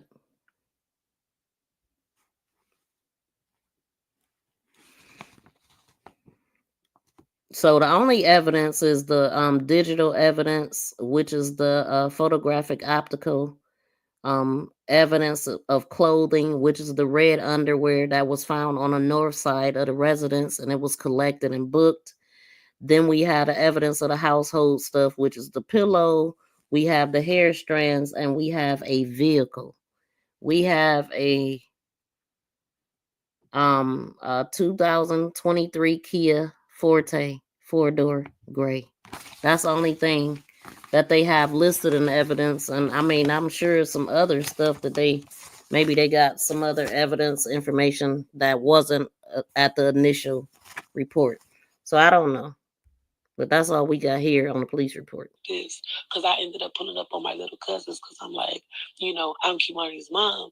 I don't want them to get in trouble trying to solve, trying to figure out what happened to my daughter because they good kids. So I ended up pulling up on them. They told me where they was at. We pulled up on them, me and my other 2 cousins. And I spoke to the detective. He's like, look, they're not in any trouble. We already know that you guys have been looking for your daughter for a while now. He's like, they're not in any trouble. He's like, we just want to make sure that, the right, that the right steps are taken to make sure that we process this evidence, if it is indeed evidence, the right way. So, but before I ended up leaving, before I ended up exiting that general area, there was 6 police officers at my mama's door. So that's that. Okay, so also debunk this. Okay, so I just wanted to hear. Well, let's make sure she ain't gonna answer something else. But that Darnell was wanted for something, or there was a warrant for him and he was nowhere to be found, which is not true. Correct? No, it's not. Darnell's been perfectly cooperative. Yesterday, actually, as a matter of fact, when I was on my way down here, when I was on my way down here, because I got on the bus at like around 12 or whatever, like 12 in the afternoon. So I called him to let him know, like, hey, I'm on my way down there. I should be there by like 2. And he was already at the precinct. He said they had just, completely tore his house up, went through everything, searched everything. And then they brought him down to the precinct so that they could interrogate him. After they interrogated him, because they kept him down there for a long time. They took his phone. They asked him if he had cameras. He said, yes, in fact, we do. But they didn't ask for the camera footage. But he said, had they asked, he would have offered it up, no problem. What about the said that there was boots? I don't know nothing about no damn boots. My baby daddy don't wear boots. I ain't never seen this man in a pair of boots in my entire life. I don't know. Well, his girlfriend, he definitely had muddy boots according to his girlfriend. So we got to keep in mind, like, they ain't together or been around or nothing. Sound like. Yeah, I can't speak on that. But as far as what I know from yesterday when I seen him, they didn't release him from that police precinct until, like, I say probably like 4:30, and he didn't have a phone. And so he said because he ain't have a phone and he ain't had no way to get in touch with nobody if we got split up during the search, he was going home. We have a tail on him. He's a family friend, but he don't fuck with the whole family. Like, he's very particular about people. He's been telling my baby daddy was at home. My baby daddy is not wanted. If they were looking for him, they could find him at home. Okay, so well, clearly her opinion changed after finding out. So she was kind of 10 toes down for him, like thinking he was good, and then find this out. Like, whoa.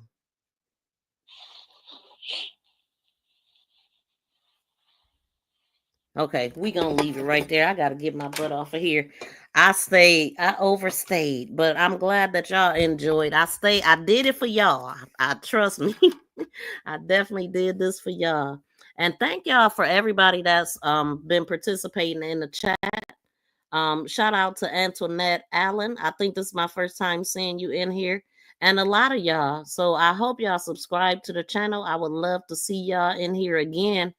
And also, like, y'all could call in because I do a lot of reading and stuff, so I miss a lot. And I do want to hear y'all. I appreciate you too, Miss B. But yeah, y'all always welcome to call in, drop down in the chat and all of that. So please just make sure you set the notification so you know next time I go live. And when this one ends, I think I got another one popping up. I think it's Jelani Day. And we're going to talk about him because his mother actually, she's been talking some more. And we're going to go over some FOIA information. So, yeah, hit the notifications on that too. Thank you to BFF. And we're going to get up out of here. Thank y'all so much for tuning in. Please be sure to like, share, excuse me, and subscribe to my channel. Make this go viral.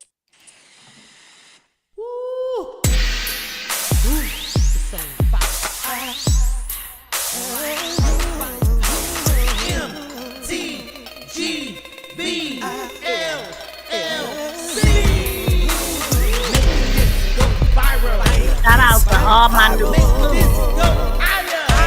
shout out to my moderators, members, and all my subscribers.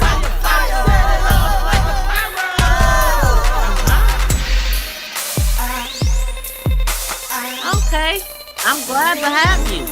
Thank you for coming in. D Froggy. Thank you for the heart and the rose. I think I seen Shauna trolling.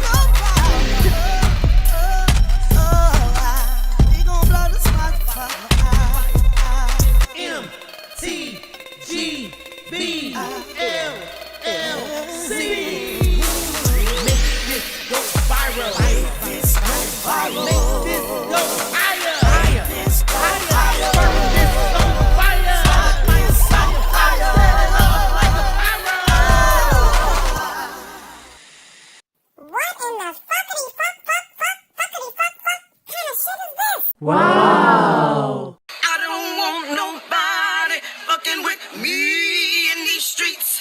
I don't want nobody fucking with me in these streets. I don't want nobody fucking with me in these streets. Cause ain't nobody got time for that. Ain't nobody got time for that. Ain't nobody got time for that shit. I stand on business. You drop me somewhere, I stand on business. You drop me in your hood, I stand on business. I've been stand on business. I stand on business. Now that's a fact. We definitely stand on business and facts over here. So thank y'all so much. We're gonna get up out of here. I will see y'all in the next video. As a matter of fact, y'all check out my videos too, because they It's a lot of information in a smaller form. So this is a 3-hour, almost 4-hour live stream versus a 10-15-minute video. I'll have shorts at 60 seconds, under 3 minutes. So just check out all of my content. You won't be disappointed. Thank y'all so much. Peace and love, y'all. We out.